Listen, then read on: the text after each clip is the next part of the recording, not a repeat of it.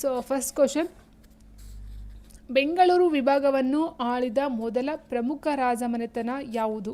So ಇಲ್ಲಿ ಕರ್ನಾಟಕ ಆಗಿರೋದ್ರಿಂದ ಕರ್ನಾಟಕಕ್ಕೆ ಸಂಬಂಧಪಟ್ಟಂತೆ ನೋಡ್ತಾ ಹೋಗ್ತೀವಿ ಸ್ನೇಹಿತರೆ. ಸೊ ಕರ್ನಾಟಕದ ಅಡಿಯಲ್ಲಿ ಬರ್ತಕ್ಕಂಥ ಕೆಲವೊಂದು ವಿಭಾಗಗಳೇನಿರುತ್ತೋ ಅಥವಾ ಅದಕ್ಕೆ ಸಂಬಂಧಪಟ್ಟಂತೆ ರಾಜಮನೆತನಗಳೇನು ಬರುತ್ತೋ ಸೊ ಅದನ್ನು ನೋಡ್ತಾ ಹೋಗ್ತೀವಿ.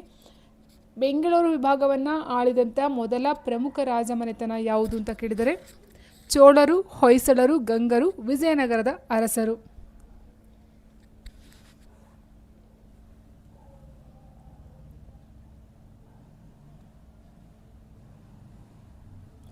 ಸೊ ನೋಡಿ ಸ್ನೇಹಿತರೆ, ಇಲ್ಲಿ ಕೊಟ್ಟಿರ್ತಕ್ಕಂಥ ಆಪ್ಷನ್ ನೋಡ್ತಾ ಹೋದಾಗ ಫಸ್ಟ್ ಆನ್ಸರ್ ಬಂದು ಆಪ್ಷನ್ ಸಿ, ಗಂಗರು ಬೆಂಗಳೂರು ವಿಭಾಗವನ್ನು ಆಳಿದಂಥ ಮೊಟ್ಟ ಮೊದಲ ಪ್ರಮುಖ ರಾಜಮನೆತನ ಇದಾಗಿರುತ್ತೆ ಸ್ನೇಹಿತರೆ. ಸೊ ಅದಾದ ನಂತರನೇ ಗಂಗರ ಒಂದು ಮನೆತನದ ಅರಸರ ನಂತರ ಬರ್ತಕ್ಕಂಥದ್ದು ಈ ಒಂದು ಚೋಳರಾಗಿರ್ಬೋದು, ಹೊಯ್ಸಳರಾಗಿರ್ಬೋದು, ವಿಜಯನಗರ ಅರಸರಾಗಿರ್ಬೋದು, ಮರಾಠರಾಗಿರ್ಬೋದು ಅಥವಾ ಮೈಸೂರು ಒಡೆಯರಾಗಿರ್ಬೋದು. ಸೊ ಇವರೆಲ್ಲ ಅದಾದ ನಂತರ ಬರ್ತಕ್ಕಂಥದ್ದು ಆಗಿರುತ್ತೆ ಸ್ನೇಹಿತರೆ.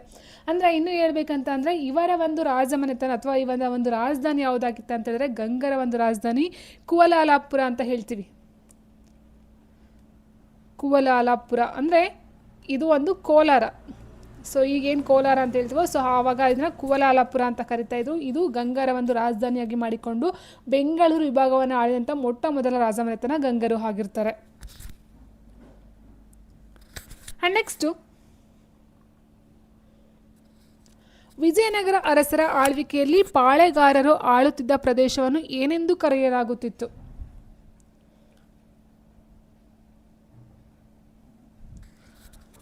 ನೋಡಿ, ವಿಜಯನಗರ ಅರಸರ ಆಳ್ವಿಕೆಯಲ್ಲಿ ಪಾಳೆಗಾರರು ಆಳುತ್ತಿದ್ದ ಪ್ರದೇಶವನ್ನು ಏನೆಂದು ಕರೆಯಲಾಗುತ್ತಿತ್ತು? ನಾಡು, ಪಾಳೆಪಟ್ಟು, ದುರ್ಗ, ಸಾಮ್ರಾಜ್ಯ.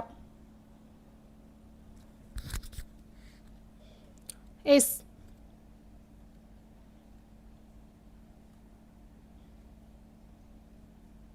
ಆನ್ಸರ್ಸ್ ಗೊತ್ತಿರೋರು ಕಮೆಂಟಲ್ಲಿ ತಿಳಿಸ್ತಾ ಹೋಗಿ ಸ್ನೇಹಿತರೆ.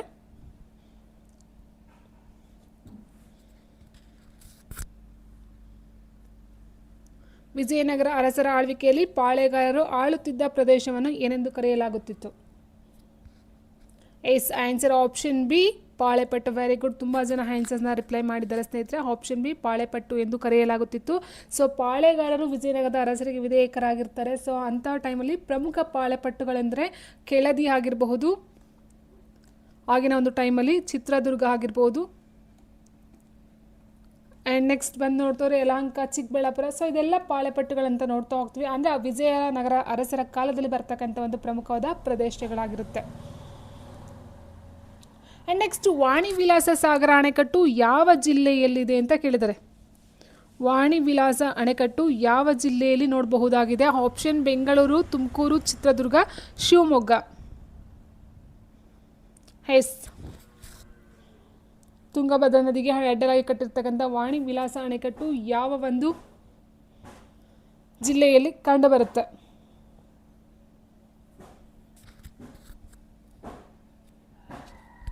S, Chitradurga. Option C, Chitradurga ಜಿಲ್ಲೆಯಲ್ಲಿ ಕಂಡುಬರ್ತಕ್ಕಂಥದ್ದು ಆಗಿದೆ ಸ್ನೇಹಿತರೆ. ಸೊ ವಾಣಿ ವಿಲಾಸ ತುಂಗಭದ್ರಾ ನದಿಗೆ ಅಡ್ಡಲಾಗಿ ಕಟ್ಟಿರ್ತಕ್ಕಂಥದ್ದು ಆನ್ಸರ್ ಆಪ್ಷನ್ ಸಿ ಆಗಿರುತ್ತೆ. ಆ್ಯಂಡ್ ನೆಕ್ಸ್ಟು, ಕೋಲಾರದ ಚಿನ್ನದ ಗಣಿಯಲ್ಲಿ ಚಿನ್ನದ ಅದಿರು ಮುಗಿದು ಹೋಗಿದೆ ಎಂದು ಉಲ್ಲೇಖಿಸಲಾಗಿದೆ. ಹಾಗಾದರೆ ಕಬ್ಬಿಣದ ಅದಿರು ನಿಕ್ಷೇಪಗಳು ಹೆಚ್ಚಾಗಿ ಕಂಡುಬರುವ ಜಿಲ್ಲೆಗಳು ಯಾವುವು?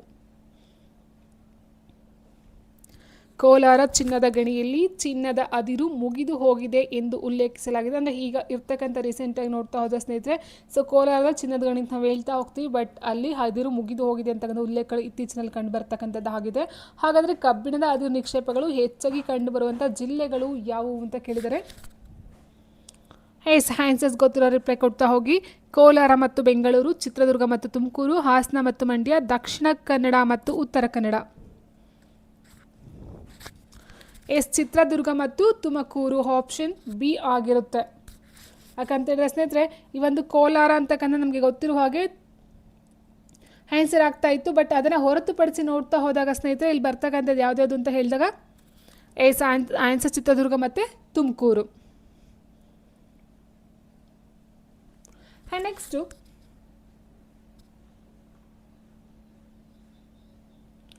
ಬೆಂಗಳೂರು ವಿಭಾಗದಲ್ಲಿ ಯಾವ ರೀತಿಯ ಅರಣ್ಯಗಳು ಕಂಡುಬರುತ್ತವೆ? ಬೆಂಗಳೂರು ವಿಭಾಗದಲ್ಲಿ ಯಾವ ರೀತಿಯ ಅರಣ್ಯಗಳು ಕಂಡುಬರುತ್ತವೆ? ನಿತ್ಯ ಹರಿದ್ವರ್ಣ, ಎಲೆ ಉದುರುವ ಅರಣ್ಯ, ನಿತ್ಯ ಹರಿದ್ವರ್ಣದಿಂದ ಎಲೆ ಉದುರುವ ಅರಣ್ಯದವರೆಗೆ ವಿವಿಧ ಬಗೆಯ ಅರಣ್ಯಗಳು, mangrove ಅರಣ್ಯಗಳು.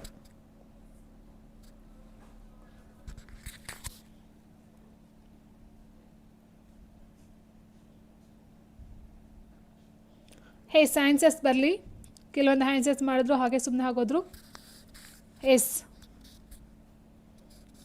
S very good. Answer option C, ನಿತ್ಯ ಹರಿದ್ವರ್ಣದಿಂದ ಎಲೆ ಉದುರುವ ಅರಣ್ಯದವರೆಗೆ ವಿವಿಧ ಬಗೆಯ ಅರಣ್ಯಗಳನ್ನು ಬೆಂಗಳೂರು ವಿಭಾಗದಲ್ಲಿ ನೋಡ್ತಾ ಹೋಗ್ತೀವಿ ಸ್ನೇಹಿತರೆ.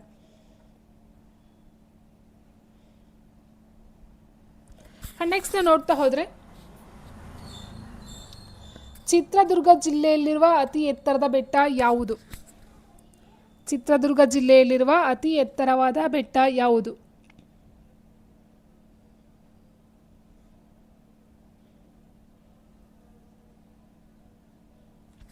ಆಪ್ಷನ್ ನಂದಿದುರ್ಗ, ಕೊಡಚಾದ್ರಿ, ಹಾಲು ರಾಮೇಶ್ವರ ಗುಡ್ಡ, ಕವಲೆದುರ್ಗ.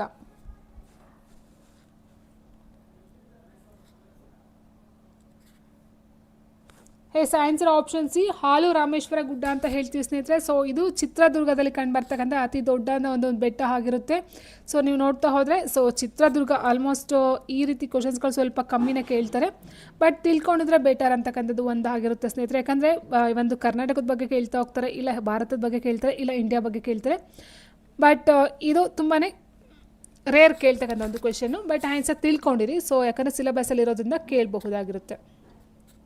ಆ್ಯಂಡ್ ನೆಕ್ಸ್ಟ್, ಬನ್ನೇರುಘಟ್ಟ ರಾಷ್ಟ್ರೀಯ ಉದ್ಯಾನವನ ಯಾವ ಜಿಲ್ಲೆಯಲ್ಲಿದೆ ಅಂತ ಕೇಳಿದರೆ, ಬನ್ನೇರುಘಟ್ಟ ರಾಷ್ಟ್ರೀಯ ಉದ್ಯಾನವನ ಯಾವ ಒಂದು ಜಿಲ್ಲೆಯಲ್ಲಿದೆ? ರಾಮನಗರ, ತುಮಕೂರು, ಬೆಂಗಳೂರು ನಗರ, ಶಿವಮೊಗ್ಗ. ಶಿವಮೊಗ್ಗದಲ್ಲಿ ತುಂಬ ಬರುತ್ತೆ ಸ್ನೇಹಿತರೆ. ಯಾವುದ್ಯಾವುದು ಅಂತ ಹೇಳಿದ್ರೆ, ಶಿವಮೊಗ್ಗದಲ್ಲಿ ಭದ್ರಾ ಬರುತ್ತೆ, ಆ್ಯಂಡ್ ಶರಾವತಿ, ಶೆಟ್ಟಹಳ್ಳಿ, ಆ್ಯಂಡ್ ಮೇಯ್ನಾಗಿ ಗುಡವಿ ಬರುತ್ತೆ, and Mandagadde. So very important ಶಿವಮೊಗ್ಗದಲ್ಲಿ ಬರ್ತಕ್ಕಂಥದ್ದು. ಸೊ ಆ್ಯಂಡ್ ನೆಕ್ಸ್ಟ್ ನೋಡ್ತಾ ಹೋದಾಗ ಬನ್ನೇರುಘಟ್ಟ ಬರ್ತಕ್ಕಂಥದ್ದಲ್ಲಿ ಬೆಂಗಳೂರು. ಆಪ್ಷನ್ ಸಿ, ಬೆಂಗಳೂರಲ್ಲಿ ಕಂಡು ಬರ್ತಕ್ಕಂಥದ್ದು ಆಗಿರುತ್ತೆ. ರಾಮನಗರ ಅಂತ ಹೇಳಿದ್ರೆ ರಾಮದೇವ್ರ ಬೆಟ್ಟ ಮೇಯ್ನಾಗಿ ನೋಡ್ತಾ ಹೋಗ್ತೀವಿ. ನೆಕ್ಸ್ಟ್ ತುಮಕೂರು ಅಂತ ಹೇಳಿದಾಗ ಕಗ್ಗಲಡು ಅಂತ ಹೇಳ್ತೀವಿ, ಕಗ್ಗಲಡು. ಸೊ ಹೀಗಿರಬೇಕಾದ್ರೆ ಆನ್ಸರ್ ಆಪ್ಷನ್ ಸಿ ಆಗಿರುತ್ತೆ.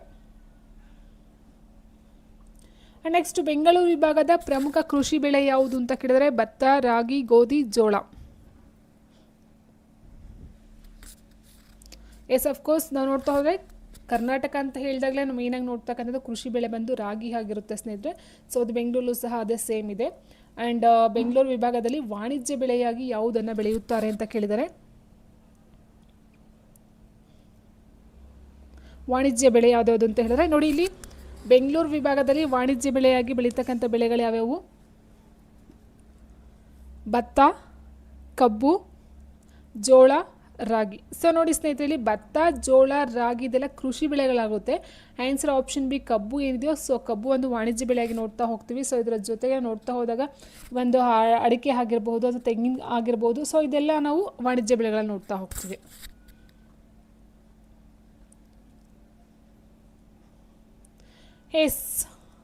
ಯಾವ ಯೋಜನೆಯನ್ನು ಕೆ ಶೇಷಾದ್ರಿ ಅಯ್ಯರ್ ಅವರ ದಿವಾನಗಿರಿಯ ಕಾಲದಲ್ಲಿ ಕೈಗೆತ್ತಿಕೊಳ್ಳಲಾಯಿತು? ವಾಣಿ ವಿಲಾಸ ಸಾಗರ, ಶಿವನ ಸಮುದ್ರ ಜಲವಿದ್ಯುತ್ ಯೋಜನೆ, ಮಾರ್ಕೋನಹಳ್ಳಿ ಜಲಾಶಯ, ತುಂಗಾ ಅಣೆಕಟ್ಟು.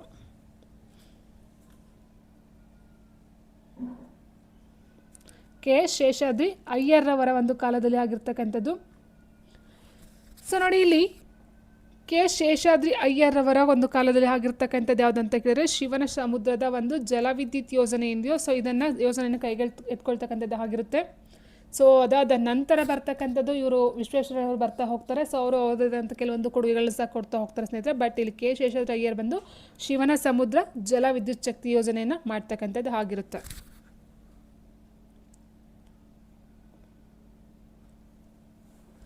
Next,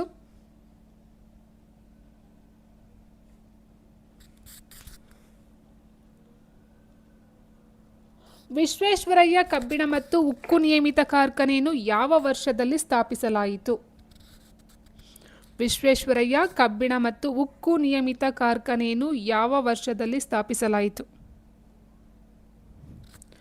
option 1923, 1936, 1950, 1960. ಸೊ ನೋಡಿ ಸ್ನೇಹಿತರೆ, ನೋಡ್ತಾ ಹೋದಾಗೆ ಈ ಒಂದು ಭದ್ರಾವತಿ ಕಬ್ಬಿಣ ಮತ್ತು ಉಕ್ಕು ಕಾರ್ಖಾನೆ ಅಂತ ಹೇಳ್ತೀವಿ. ಭದ್ರಾವತಿ ಕಬ್ಬಿಣ ಮತ್ತು ಉಕ್ಕಿನ ಕಾರ್ಖಾನೆ. ಸೊ ಅದರ ನೆಕ್ಸ್ಟ್ ಏನಾಗುತ್ತೆ, ವಿಶ್ವೇಶ್ವರಯ್ಯ ಕಬ್ಬಿಣ ಮತ್ತು ಉಕ್ಕು ಕಾರ್ಖಾನೆ ಅಂತ ಅದನ್ನು ಹೆಸರನ್ನ ಚೇಂಜ್ ಮಾಡ್ತಕ್ಕಂಥದ್ದು ಆಗಿರುತ್ತೆ. ಬಟ್ ಈ ಒಂದು ಭದ್ರಾವತಿಯನ್ನು ಸ್ಥಾಪನೆ ಮಾಡ್ತಕ್ಕಂಥದ್ದು 1923ರಲ್ಲಿ. ಆಯಿತಾ. ಸೊ 1923ರಲ್ಲಿ ಭದ್ರಾವತಿ ಕಬ್ಬಿಣ ಮತ್ತು ಉಕ್ಕು ಕಾರ್ಖಾನೆ ಆಗುತ್ತೆ. ಅದಾದ ನಂತರ ಅದನ್ನು ವಿಶ್ವೇಶ್ವರಯ್ಯ ಅಂತ ಚೇಂಜ್ ಮಾಡ್ತಾ ಹೋಗ್ತಾರೆ.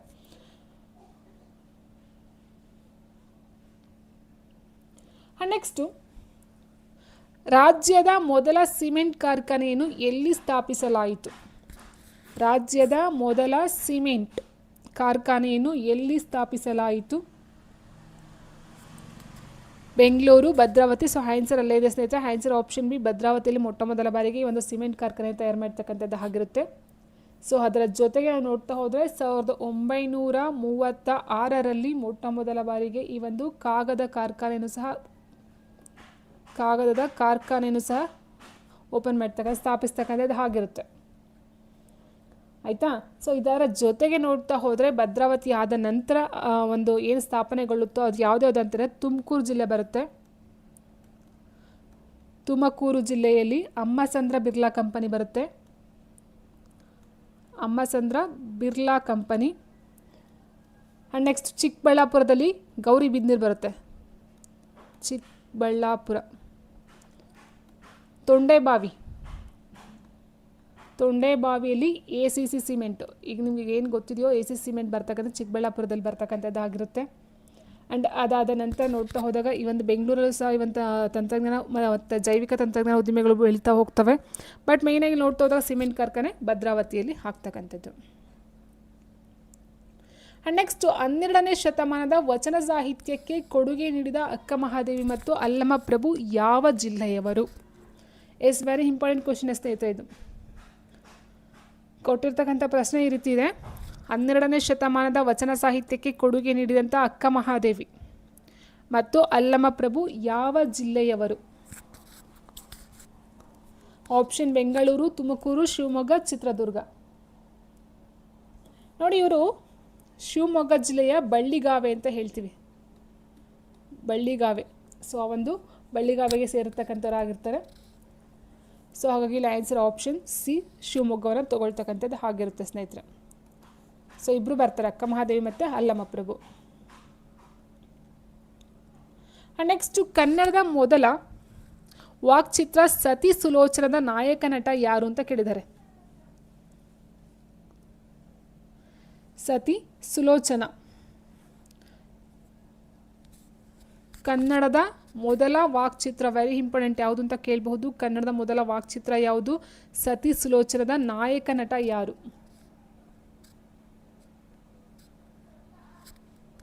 Gubbi Veeranna, K Hirannaiah, Subbaiah Naidu, master Hirannaiah.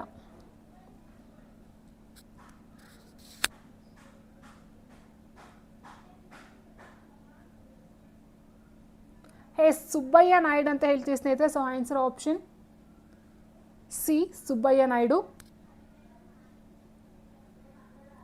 So ಇವರು ಬಂದು ಇದರ ಒಂದು ನಾಟಕ ನಟನೆಯನ್ನು ಮಾಡ್ತಕ್ಕಂಥವ್ರಾಗಿರ್ತಾರೆ. ಆ್ಯಂಡ್ ನೆಕ್ಸ್ಟ್ ನಾವು ನೋಡ್ತಾ ಹೋದರೆ ಇನ್ನೂ ಸಹ ಕ್ವಶನ್ಸ್ಗಳಿದ್ದಾವೆ ಸ್ನೇಹಿತರೆ, ನೋಡ್ತಾ ಹೋಗೋಣ. ಜನಪದ ತಜ್ಞರಾದ ಯಾವ ಸಾಹಿತಿ ಜಾನಪದ ಲೋಕವನ್ನು ಸ್ಥಾಪಿಸಿದರು? Yes, very very very important. ಎಲ್ಲಿ ಕೇಳಿದ್ದಾರೆ ಈ ಪ್ರಶ್ನೆ ಅಂತ ಹೇಳಿದರೆ ತುಂಬ ಸಲ ರಿಪೀಟ್ ಆಗಿದೆ ಈ ಪ್ರಶ್ನೆ. ಸೊ PST ಅರಲ್ತು 2 ಸಾರಿ ಕೇಳಿದ್ದಾರೆ. ಆ್ಯಂಡ್ ಬೇರೆ ಎಕ್ಸಾಮ್ಸ್ಗಳು ಸಹ SDFDಯಲ್ಲೂ ಸಹ ತುಂಬ ಸಲ ಈ ಒಂದು ಕ್ವಶನ್ ರಿಪೀಟ್ ಆಗಿದೆ. ಜನಪದ ತಜ್ಞರಾದ ಯಾವ ಸಾಹಿತಿ ಜಾನಪದ ಲೋಕವನ್ನು ಸ್ಥಾಪಿಸಿದರು? ಕುವೆಂಪು, ಮಾಸ್ತಿ ವೆಂಕಟೇಶ್ ಅಯ್ಯಂಗಾರ್,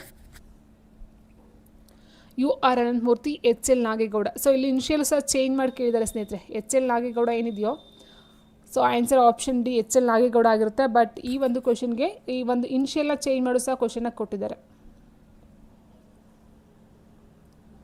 ಆ್ಯಂಡ್ ನೆಕ್ಸ್ಟು, ಬೆಂಗಳೂರು ನಗರದಲ್ಲಿ ಪ್ರತಿ ವರ್ಷ ನಡೆಯುವ ಪ್ರಸಿದ್ಧ ಉತ್ಸವ ಯಾವುದು? ದಸರಾ, ಕರಗ ಉತ್ಸವ, ಹಂಪಿ ಉತ್ಸವ, ಮೈಸೂರು ದಸರಾ. ಬೆಂಗಳೂರು ನಗರ. ಸೊ ನಾವು ನೋಡ್ತಾ ಹೋದಾಗ ಕರ್ನಾಟಕ ನೋಡಿದ್ವಲ್ವ. ಸೊ ಹಾಗಾಗಿ ಬೆಂಗಳೂರು ವಿಭಾಗಕ್ಕೆ ಸಂಬಂಧಪಟ್ಟಂತೆ ಕರಗ ಉತ್ಸವ ಅಂತಕ್ಕಂಥದ್ದು ನಡೀತಾ ಹೋಗುತ್ತೆ. ಎಸ್ ಬೆಂಗಳೂರು ವಿಭಾಗದಲ್ಲಿ ವಿಶೇಷವಾದ ಜಾನಪದ ನಾಟಕ ಕಲೆ ಯಾವುದು ಅಂತ ಕೇಳಿದರೆ ಎಸ್ ಇದು ಅಷ್ಟೇ ನಮ್ಮ ಒಂದು ಕರ್ನಾಟಕದ ಫೇಮಸ್ಸು ನೃತ್ಯ ಯಕ್ಷಗಾನ ಆಗಿರುತ್ತೆ ಆಪ್ಷನ್ ಬಿ.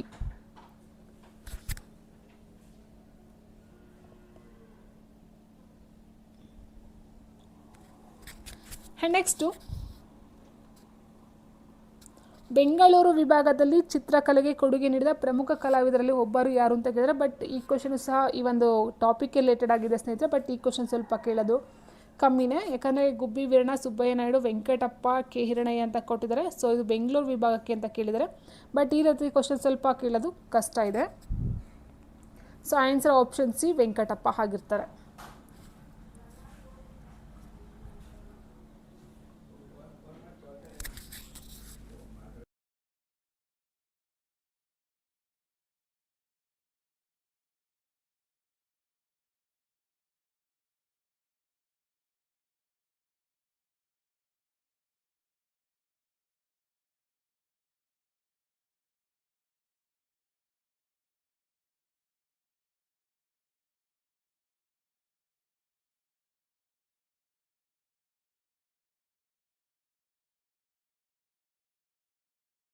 ನೋಡ್ತಾ ಹೋಗೋಣ ನಾವು.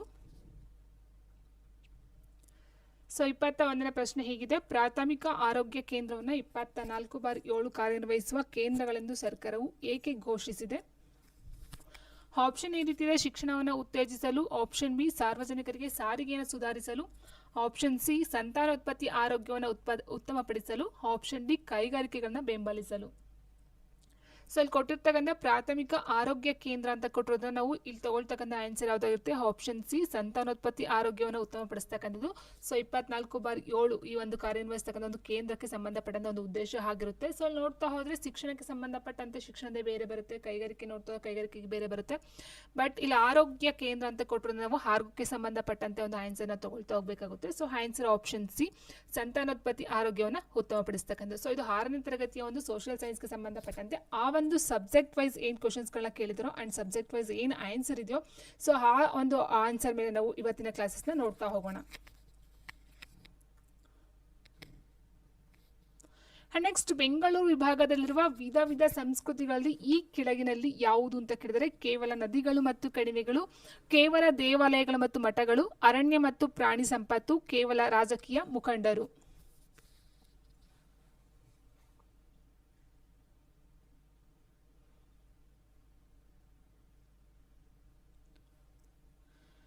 ಬೆಂಗಳೂರು ವಿಭಾಗದಲ್ಲಿರುವ ವಿಧ ಸಂಸ್ಕೃತಿಗಳಲ್ಲಿ ಈ ಕೆಳಗಿನಲ್ಲಿ ಯಾವುದು ಅಂತ ಕೇಳಿದರೆ ಸ್ನೇಹಿತರೆ. ಸೊ ಆನ್ಸರ್ ನೋಡ್ತಾ ಹೋದಾಗ ಕೇವಲ ನದಿಗಳು ಕಣಿವೆಗಳಾಗಲ್ಲ, ಕೇವಲ ದೇವಾಲಯಗಳು ಮತ್ತು ಮಠಗಳಂತ ಅಲ್ಲ. ಸೊ ಅರಣ್ಯ ಮತ್ತು ಪ್ರಾಣಿ ಸಂಪತ್ತು ಸಹ ಈ ಒಂದು ಸಂಸ್ಕೃತಿಗಳಲ್ಲಿ ಸೇರ್ಕೊಳ್ತಕ್ಕಂಥದ್ದಾಗಿರುತ್ತೆ.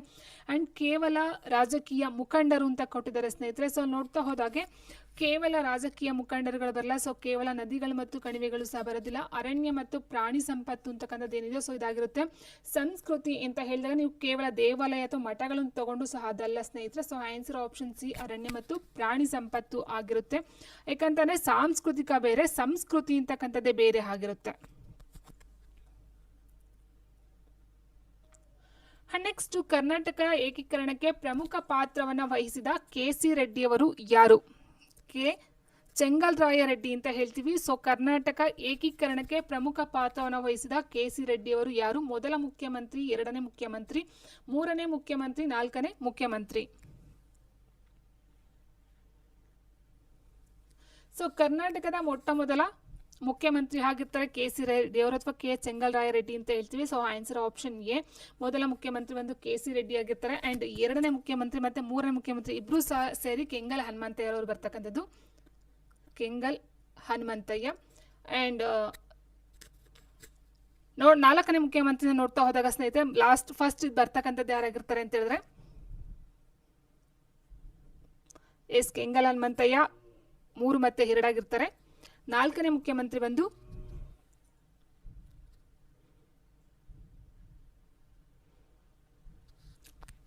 ಎಸ್ ನಿಜಲಿಂಗಪ್ಪ. ಸೊ ವಿಶಾಲ ಮೈಸೂರು ಏನಾಗುತ್ತೋ ಸೊ ಅದಾದ ನಂತರ ಮೊಟ್ಟ ಮೊದಲ CM ಇವರಾಗಿರ್ತಾರೆ. 4ನೇ ಮುಖ್ಯಮಂತ್ರಿ ಎಸ್ ನಿಜಲಿಂಗಪ್ಪನವರು. ಸೊ ಬಟ್ ಕರ್ನಾಟಕ ಏಕೀಕರಣಕ್ಕೆ ಮೊದಲು ಅಂತ ಹೇಳಿದಾಗ ಈ ಒಂದು ಏನು ಮೊದಲ ಮುಖ್ಯಮಂತ್ರಿ ಬರ್ತಾರೋ ಸೊ ಅದಾದಂಥ 2ನೇರು 3ನೇರು ಅಂತ ಹೇಳಿದಾಗ ಕೆಂಗಲ್ ಹನುಮಂತಯ್ಯ, 4ನೇದು ಬಂದು ಎಸ್ ನಿಜಲಿಂಗಪ್ಪ. ಸೇಮ್ ಕ್ವೆಶನ್ ನೋಡಿ, ವಿಶಾಲ ಮೈಸೂರು ರಾಜ್ಯದ ಮೊದಲ ಮುಖ್ಯಮಂತ್ರಿ ಯಾರು? ಸೊ ಈಗ ನೋಡಿದ್ವಿ ಕರ್ನಾಟಕ ಏಕೀಕರಣ ಆದಾಗ ಅಥವಾ ಒಂದು ಮೈಸೂರು ರಾಜ್ಯದ ಮೊದಲ ಮುಖ್ಯಮಂತ್ರಿ KC ರೆಡ್ಡಿ ಅಂತ ಏನು ಹೇಳ್ತೀವೋ, ಸೊ ವಿಶಾಲ ಮೈಸೂರು ರಾಜ್ಯದ ಮೊದಲ ಮುಖ್ಯಮಂತ್ರಿ ಯಾರು ಅಂತ ಕೇಳಿದರೆ KC Reddy, Kengal Hanumanthaiah, S Nijalingappa, Kadidal Manjappa. Answer option C S Nijalingappa ಆಗಿರ್ತಾರೆ. ಯಾವಾಗ ಅಂತ ಹೇಳಿದಾಗ ಸ್ನೇಹಿತರೆ, ಒಂದು ಕರ್ನಾಟಕ ಏಕೀಕರಣ ಆದ ನಂತರ ಅಂತ ಏನು ಹೇಳ್ತೀವೋ ಈ ಒಂದು 4ನೇ ಮುಖ್ಯಮಂತ್ರಿ ಅಂತ ಹೇಳ್ತೀವಿ 1956 ನವೆಂಬರ್ 1 ನಂತರ ಬರ್ತಕ್ಕಂಥ ಈ ಒಂದು ಮುಖ್ಯಮಂತ್ರಿತ್ವ CM ಪೋಸ್ಟ್ ಅಂತ ಏನಿರುತ್ತೆ ಸೊ ಎಸ್ ನಿಜಲಿಂಗಪ್ಪನವರು ಮೊಟ್ಟ ಮೊದಲ CM ಆಗಿ ಅಧಿಕಾರವನ್ನು ತಗೊಳ್ತಕ್ಕಂಥದ್ದು ಆಗಿರುತ್ತೆ. ನೆಕ್ಸ್ಟ್, ಶಾಂತವೇರಿ ಗೋಪಾಲಗೌಡರು ಯಾವ ತಾಲೂಕಿನಲ್ಲಿ ಜನಿಸಿದರು? ಬೆಂಗಳೂರು ಉತ್ತರ, ತಿಪಟೂರು, ತೀರ್ಥಹಳ್ಳಿ, ಚನ್ನಪಟ್ಟಣ.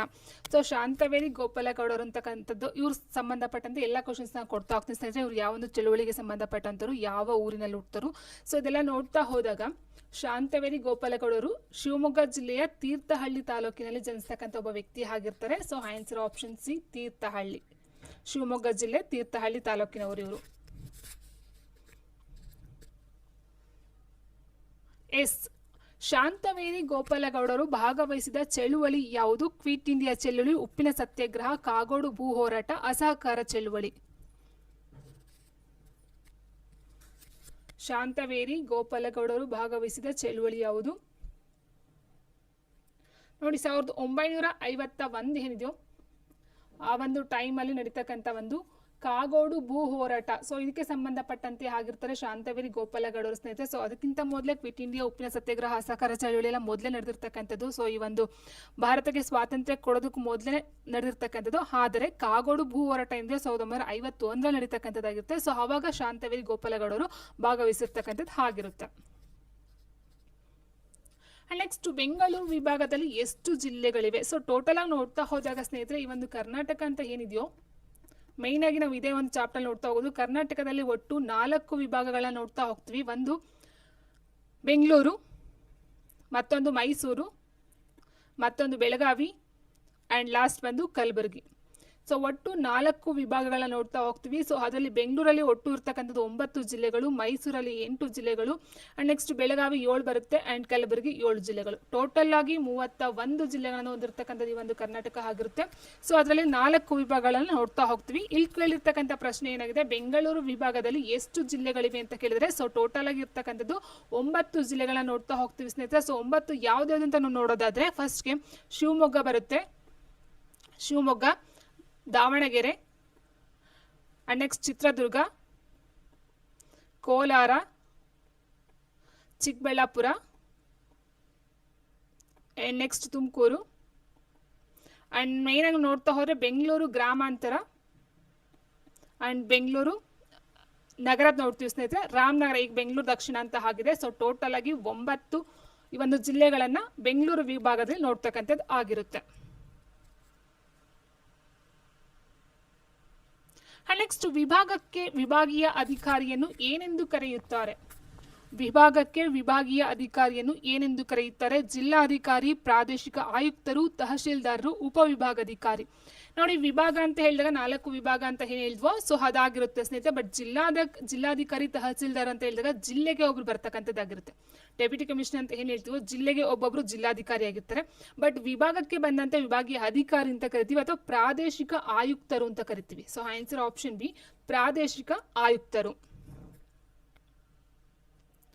ನೆಕ್ಸ್ಟ್, ಬೆಂಗಳೂರು ವಿಭಾಗದ ಯಾವ ಜಿಲ್ಲೆಯಲ್ಲಿ ಮುತ್ಯಾಲಮಡು ಜಲಾಶಯವಿದೆ? ಸೊ ಇವತ್ತಿನ ಕ್ಲಾಸಸ್ ಇದು ಸ್ನೇಹಿತರೆ. ಸೊ ಕರ್ನಾಟಕಕ್ಕೆ ಸಂಬಂಧಪಟ್ಟ 4 ವಿಭಾಗಗಳೇನು ಬರ್ತೋ ಆ 4 ವಿಭಾಗಗಳಲ್ಲಿ ಒಂದೊಂದು ವಿಭಾಗನ ಸಪ್ರೇಟ್ ಆಗಿ ವಿಶ್ಲೇಷಣೆ ಮಾಡ್ತಕ್ಕಂಥದ್ದು, ಅನಾಲಿಸಿಸ್ನ ಮಾಡ್ತಕ್ಕಂಥದ್ದು ಇವತ್ತಿನ ಕ್ಲಾಸಸ್ ಆಗಿರೋದ್ರಿಂದ ಸೊ ಮೇಯ್ನ್ ಆಗಿ 5 ಕ್ವೆಶನ್ಸ್ಗಳಂತ ಏನಿಲ್ಲ. ಸೊ ಬೆಂಗಳೂರಿಗೆ ಸಂಬಂಧಪಟ್ಟ ರಿಲೇಟೆಡ್ ಕ್ವೆಶನ್ಸ್ಗಳು, ಹಾಗೆ ರೀತಿ ಮೈಸೂರಿಗೆ ರಿಲೇಟೆಡ್ ಕ್ವೆಶನ್ಸ್ಗಳು ಏನು ಬರ್ತೋ ಈ ಒಂದು ಏನು ಲೋಕಲ್ ಅಂತ ಏನು ಹೇಳ್ತೀವೋ ಸೊ ಆ ರೀತಿ ಕ್ವೆಶನ್ಸ್ಗಳನ್ನ ನೋಡ್ತಾ ಹೋಗ್ತೀವಿ ಸ್ನೇಹಿತರೆ. ಸೊ ಅಂತ ಏನಿಲ್ಲ ಇಲ್ಲಿ. ಓಕೆ, ಸೊ ನೋಡ್ತಾ ಹೋಗೋಣ. ಬೆಂಗಳೂರು ವಿಭಾಗದ ಯಾವ ಜಿಲ್ಲೆಯಲ್ಲಿ ಮುತ್ಯಾಲಮಡು ಜಲಾಶಯವಿದೆ ಅಂತ ಕೇಳಿದರೆ ರಾಮನಗರ, ಬೆಂಗಳೂರು ನಗರ, ಬೆಂಗಳೂರು ಗ್ರಾಮಾಂತರ, ಕೋಲಾರ. ಬೆಂಗಳೂರು ವಿಭಾಗದ ಯಾವ ಜಿಲ್ಲೆಯಲ್ಲಿ ಮುತ್ಯಾಲಮಡು ಎಸ್ ಆನ್ಸರ್ ಆಪ್ಷನ್ ಸಿ ಅಂತ ಕೊಟ್ಟಿದ್ದಾರೆ ಕೆಲವೊಂದಷ್ಟು ಜನ. ಎಸ್ ಬೆಂಗಳೂರು ನಗರ ಸ್ನೇಹಿತರೆ, ಆಪ್ಷನ್ ಬಿ ಬೆಂಗಳೂರು ನಗರ ಮುತ್ಯಾಲಮಡು ಜಲಾಶಯ ಇರ್ತಕ್ಕಂಥದ್ದು ಆಗಿರುತ್ತೆ. ನೆಕ್ಸ್ಟ್ ತುಮಕೂರು ಜಿಲ್ಲೆಯಲ್ಲಿರುವ ಜಲಾಶಯ ಯಾವುದು? ಗಾಜನೂರು ಅಣೆಕಟ್ಟು, ತುಂಗಾ ಅಣೆಕಟ್ಟು, ಮಾರ್ಕೋನಹಳ್ಳಿ ಜಲಾಶಯ, ವಾಣಿ ವಿಲಾಸ ಸಾಗರ. ತುಮಕೂರು ಜಿಲ್ಲೆಯಲ್ಲಿರುವ ಜಲಾಶಯ ಯಾವುದು? ಸೊ ತುಮಕೂರು ಜಿಲ್ಲೆಯ ಕುಣಿಗಲ್ ತಾಲೂಕಿನಲ್ಲಿ ಕಂಡುಬರ್ತಕ್ಕಂಥದ್ದು ಮಾರ್ಕೋನಹಳ್ಳಿ ಜಲಾಶಯ. ಆಪ್ಷನ್ ಸಿ ಮಾರ್ಕೋನಹಳ್ಳಿ ಜಲಾಶಯ ಅಂತಕ್ಕಂಥದ್ದು ಬರುತ್ತೆ ಸ್ನೇಹಿತರೆ. ಸೊ ಗಾಜನೂರು ಶಿವಮೊಗ್ಗದಲ್ಲಿ ನೋಡ್ತಾ ಹೋಗ್ತೀವಿ. ಅಂಡ್ ಎಸ್ ವಾಣಿ ವಿಲಾಸ ಅಂತ ಮೇನ್ ಆಗಿ ನೋಡಿದ್ರೆ ಚಿತ್ರದುರ್ಗ ಜಿಲ್ಲೆ ಕಂಡುಬರ್ತಕ್ಕಂಥದ್ದು ಆಗಿರುತ್ತೆ. So answer option C. ಎಲ್ಲದಕ್ಕೂ ಸಹ ಎಕ್ಸ್ಪ್ಲನೇಷನ್ ನೆಕ್ಸ್ಟ್ ಒಂದು ಕ್ವೆಶನ್ ಇರ್ತಾ ಹೋಗುತ್ತೆ ಸ್ನೇಹಿತರೆ. ಅಂಡ್ ಯಾವ ಕಾರಣದಿಂದಾಗಿ ಬೆಂಗಳೂರು ನಗರ ಜಿಲ್ಲೆಯ ಅನೇಕ ನದಿಗಳು ವಿನಾಶದ ಅಂಚನ್ನು ತಲುಪಿವೆ? ಯಾವ ಕಾರಣದಿಂದ ಬೆಂಗಳೂರು ನಗರ ಜಿಲ್ಲೆಯ ಅನೇಕ ನದಿಗಳು ವಿನಾಶದ ಅಂಚನ್ನು ತಲುಪಿದೆ? ಅತಿಯಾದ ಮೀನುಗಾರಿಕೆ, ಅರಣ್ಯನಾಶ ಮತ್ತು ಅತಿಯಾದ ನಗರೀಕರಣ, ಜಲವಿದ್ಯುತ್ ಯೋಜನೆಗಳು, ಕೃಷಿ ಚಟುವಟಿಕೆಗಳು. ಸೊ ಬೆಂಗಳೂರು ನಗರ ಅಂತ ತಗೊಂಡಾಗ ಮೇನ್ ಆಗಿ ಅಲ್ಲಿ ಕೃಷಿ ಬರೋದೇ ಇಲ್ಲ ಸ್ನೇಹಿತರೆ. ಅಂಡ್ ಅತಿಯಾದ ಮೀನುಗಾರಿಕೆನೂ ಇಲ್ಲ. So answer option B main ಆಗಿ ನಾವು ನಗರೀಕರಣವನ್ನ ನೋಡ್ತಾ ಹೋಗ್ತೀವಿ. ಅರಣ್ಯವನ್ನ ನಾಶ ಮಾಡ್ತಕ್ಕಂಥದ್ದು ಆಗಿರಬಹುದು, ಅಲ್ಲಿ ಮನೆಗಳನ್ನ ಅಥವಾ ಬಿಲ್ಡಿಂಗ್ ಗಳನ್ನ ಕಟ್ತಕ್ಕಂಥದ್ದು ಆಗಿರಬಹುದು. ಸೊ ಹಾಗಾಗಿ ಆನ್ಸರ್ ಆಪ್ಷನ್ ಬಿ ಆಗಿರುತ್ತೆ.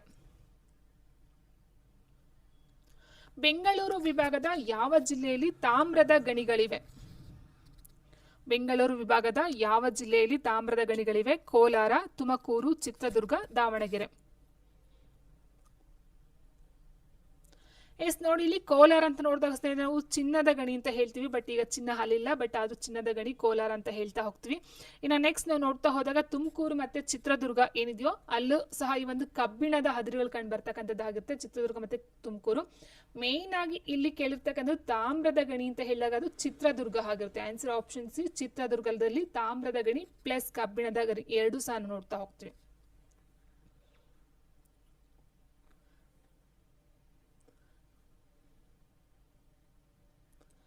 ನೆಕ್ಸ್ಟ್ ಶಿವಮೊಗ್ಗ ಜಿಲ್ಲೆಯ ಗಡಿ ಭಾಗದಲ್ಲಿ ಹಾದು ಹೋಗುವ ಪರ್ವತ ಶ್ರೇಣಿ ಯಾವುದು? ಪಶ್ಚಿಮ ಘಟ್ಟ, ಪೂರ್ವಘಟ್ಟ, ಸಹ್ಯಾದ್ರಿ ಪರ್ವತ ಶ್ರೇಣಿ, ವಿಂಧ್ಯ ಪರ್ವತ. ನೋಡಿ ಯಾವ್ದಿರೋದು ಅಲ್ಲಿ ಶಿವಮೊಗ್ಗ ಜಿಲ್ಲೆ. ನೋಡಿ ಶಿವಮೊಗ್ಗ ಜಿಲ್ಲೆ ಇದಿದೆ ಅಂತ ಹೇಳಿದ್ರೆ ಸ್ನೇಹಿತರೆ ಈ ಒಂದು ಪಾಯಿಂಟ್ ಏನಿದೆಯೋ ಇಲ್ಲಿ ಬರುತ್ತೆ. ಸೊ ನೀವು ಕೇಳ್ಬೋದು ಈ ಕಡೆ ಪೂರ್ವಘಟ್ಟ ಪಶ್ಚಿಮ ಘಟ್ಟ ಬರ್ತಕ್ಕಂಥ ನಿಮಗೆ ಭಾರತ ಇಂಡಿಯಾ ಮ್ಯಾಪ್ ಅಲ್ಲಿ ತಗೊಂಡಾಗ ಬರ್ತಕ್ಕಂಥದ್ದು ಆಗಿರುತ್ತೆ. ಆದ್ರೆ ಇಲ್ಲಿ ಶಿವಮೊಗ್ಗ ಬರ್ತಕ್ಕಂಥದ್ದು ಎಲ್ಲಿ ಅಂತ ಹೇಳಿದ್ರೆ ಸಹ್ಯಾದ್ರಿ ಪರ್ವತ ಶ್ರೇಣಿ. ಆಪ್ಷನ್ ಸಿ ಸಹ್ಯಾದ್ರಿ ಪರ್ವತ ಶ್ರೇಣಿಯ ಗಡಿಯಲ್ಲಿ ಬರ್ತಕ್ಕಂಥದ್ದು ಆಗಿರುತ್ತೆ. ಎಸ್ ಪಶ್ಚಿಮ ಘಟ್ಟ ಪೂರ್ವಘಟ್ಟ ಬರಲ್ಲ. ಸೊ ಅದು ಇನ್ನು ಸೈಡ್ ಆಯ್ತು. ಭಾರತ ಮ್ಯಾಪ್ ನ ತಗೊಂಡು ನೋಡ್ತಾ ಹೋದಾಗ ನಿಮ್ಗೆ ಅರ್ಥ ಆಗುತ್ತೆ ಸ್ನೇಹಿತರೆ. So answer option C Sahyadri ಪರ್ವತ ಶ್ರೇಣಿ. ನೆಕ್ಸ್ಟ್ ರಾಮನಗರದಲ್ಲಿರುವ ರಣಹದ್ದು ಸಂರಕ್ಷಣಾ ಧಾಮದ ಹೆಸರು. ವೆರಿ ಇಂಪಾರ್ಟೆಂಟ್, ಇದು ಸಹ ಕ್ವೆಶನ್ಸ್ ರಿಪೀಟ್ ಆಗಿದೆ ಸ್ನೇಹಿತರೆ. ರಾಮನಗರದಲ್ಲಿರುವ ರಣಹದ್ದು ಸಂರಕ್ಷಣಾ ಧಾಮದ ಹೆಸರೇನು ಅಂತ ಕೇಳಬಹುದು, ಅಥವಾ ರಾಮನಗರದಲ್ಲಿ ಯಾವ ಒಂದು ಪಕ್ಷಿಧಾಮವಿದೆ ಅಂತಲೂ ಸಹ ಕೇಳಿದ್ದಾರೆ, ಪಕ್ಷಿಧಾಮ. ಸೊ ಇಲ್ಲಿ ಆನ್ಸರ್ ಯಾವ್ದು ಬರುತ್ತೆ? ಬನ್ನೇರುಘಟ್ಟ, ಭದ್ರಾ ಕೊಟ್ಟವ್ರೆ, ದೇವ್ರ ಬೆಟ್ಟ, ಶೆಟ್ಟಹಳ್ಳಿ ಕೊಟ್ಟಿದ್ದಾರೆ. ರಾಮನಗರದಲ್ಲಿ ಇರ್ತಕ್ಕಂಥದ್ದು ಆನ್ಸರ್ ಆಪ್ಷನ್ ಸಿ ರಾಮದೇವ್ರ ಬೆಟ್ಟ, ರಣಹದ್ದು ಸಂರಕ್ಷಣಾ ಧಾಮವನ್ನ ನೋಡ್ತಾ ಹೋಗ್ತೀವಿ. ನೆಕ್ಸ್ಟ್ ಬೆಂಗಳೂರು ವಿಭಾಗದಲ್ಲಿ ಯಾವ ಮಣ್ಣು ಹೆಚ್ಚಾಗಿದೆ? ಕಪ್ಪು ಮಣ್ಣು, ಜಂಬಿಟ್ಟಿಗೆ ಮಣ್ಣು, ಮರಳು ಮಿಶ್ರಿತ ಕೆಂಪು ಮಣ್ಣು, ಜೇಡಿ ಮಣ್ಣು. ಬೆಂಗಳೂರು ವಿಭಾಗದಲ್ಲಿ ಯಾವ ಮಣ್ಣು ಹೆಚ್ಚಾಗಿದೆ? ಎಸ್ ಆನ್ಸರ್ ಆಪ್ಷನ್ ಸಿ ಮರಳು ಮಿಶ್ರಿತ ಕೆಂಪು ಮಣ್ಣು, ಆಪ್ಷನ್ ಸಿ ಆಗಿರುತ್ತೆ. ಸೊ ನಾವು ನೋಡ್ತಾ ಹೋದಾಗ ಬೆಂಗಳೂರು ಮೇನ್ ಆಗಿ ನೋಡ್ತಾ ಹೋದ್ರೆ ಸ್ನೇಹಿತರೆ ಅಲ್ಲೆಲ್ಲ ಜಾಸ್ತಿ ಬೆಳೀತಕ್ಕಂಥದ್ದೇ ರಾಗಿ ಆಗಿರುತ್ತೆ. ಸೊ ಹಾಗಿರ್ಬೇಕಾದ್ರೆ ಇಲ್ಲಿ ಕಪ್ಪು ಮಣ್ಣು ಜೇಡಿ ಮಣ್ಣೆಲ್ಲ ನಾವು ನೋಡೋದೇ ಇಲ್ಲ. ಸೊ ಮರಳು ಮಿಶ್ರಿತ ಕೆಂಪು ಮಣ್ಣು ಅದು ಇದಾಗಿರ್ಬಹುದು, ಅದು ರಾಗಿ ಆಗಿರ್ಬೋದು, ಹಿಪ್ಪು ನೇರಳೆ ಮೇನ್ ಆಗಿ ನೋಡ್ತಾ ಹೋಗ್ತೀವಿ. ಅಂಡ್ ಈ ಒಂದು ಫಸಲುಗಳು ಸಹ ನೋಡ್ತಾ ಹೋಗ್ತೀವಿ, ಮಾವು ಆಗಿರ್ಬೋದು, ತೆಂಗು ಆಗಿರ್ಬೋದು. ಸೊ ಆನ್ಸರ್ ಆಪ್ಷನ್ ಸಿ ಆಗಿರುತ್ತೆ. ಎಸ್ ಬೆಂಗಳೂರು ವಿಭಾಗದ ಜನರು ಹೆಚ್ಚಾಗಿ ಬಳಸುವ ಆಹಾರ ಯಾವುದು? ಚಪಾತಿ ಮತ್ತು ದಾಲ್, ರಾಗಿ ಮುದ್ದೆ ಮತ್ತು ಅಕ್ಕಿ, ದೋಸೆ ಮತ್ತು ಇಡ್ಲಿ, ಪೂರಿ ಮತ್ತು ಪಲ್ಯ. ಸೊ ಇವೆಲ್ಲ ತುಂಬಾ ಈಸಿ ಕ್ವಶನ್ ಸ್ನೇಹಿತರೆ. Answer option B. ಮುಂದೆ ಹೋಗ್ತಾ ಹೋಗೋಣ, ಯಾಕಂದ್ರೆ ಇವೆಲ್ಲ ಟೆಕ್ಸ್ಟ್ ಬುಕ್ ಅಲ್ಲಿ ಇರೋದ್ರಿಂದ ನಾವು ಮಿಸ್ ಮಾಡೋದು ಬೇಡ ಕ್ವಶನ್ಸ್ಗಳನ್ನ. ಯಾವ ಬೆಳೆಯನ್ನು ಬೆಂಗಳೂರು ಗ್ರಾಮಾಂತರ ಜಿಲ್ಲೆಯಲ್ಲಿ ಬೆಳೆಯುತ್ತಾರೆ ಅಂತ ಕೊಟ್ಟವ್ರೆ. ಸೊ ಗೋಧಿ, ರಾಗಿ, ಅಂಡ್ ಹಿಪ್ಪು ನೇರಳೆ ಭತ್ತ ಕೊಟ್ಟಿದ್ದಾರೆ. ಸೊ ಇಲ್ಲಿ ನಾವು ಎರಡೂ ಸಹ ತಗೊಳ್ಬಹುದು ಸ್ನೇಹಿತರೆ. ಬೆಳೆಯನ್ನ ಅಂತ ಕೇಳಿದರೆ ಗೋಧಿ ಬರಲ್ಲ, ಆಲ್ಮೋಸ್ಟ್ ಭತ್ತ ಬರಲ್ಲ, ರಾಗಿನೂ ಬರುತ್ತೆ, ಮತ್ತೆ ಗ್ರಾಮಾಂತರದಲ್ಲಿ ಹಿಪ್ಪು ನೇರಳೆ ಆಪ್ಷನ್ ಸಿ ಹಿಪ್ಪು ನೇರಳೆ ಸಹ ಬರುತ್ತೆ. ಮೇನ್ ಆಗಿ ಬೆಂಗಳೂರು ಗ್ರಾಮಾಂತರದಲ್ಲಿ ಈ ಒಂದು ರಾಮನಗರ ಡಿಸ್ಟಿಕ್ ಅಂತೂ ಇನ್ನೂ ನೋಡ್ತಾ ಹೋಗ್ಬಹುದು. ಹಿಪ್ಪು ನೇರಳೆ ಫೇಮಸ್ ಆಗಿರ್ತಕ್ಕಂಥ ರೇಷ್ಮೆ ಆಗಿರುತ್ತೆ, ಅದ್ರ ಜೊತೆಗೆ ರಾಗಿನೂ ಸಹ ಇರುತ್ತೆ.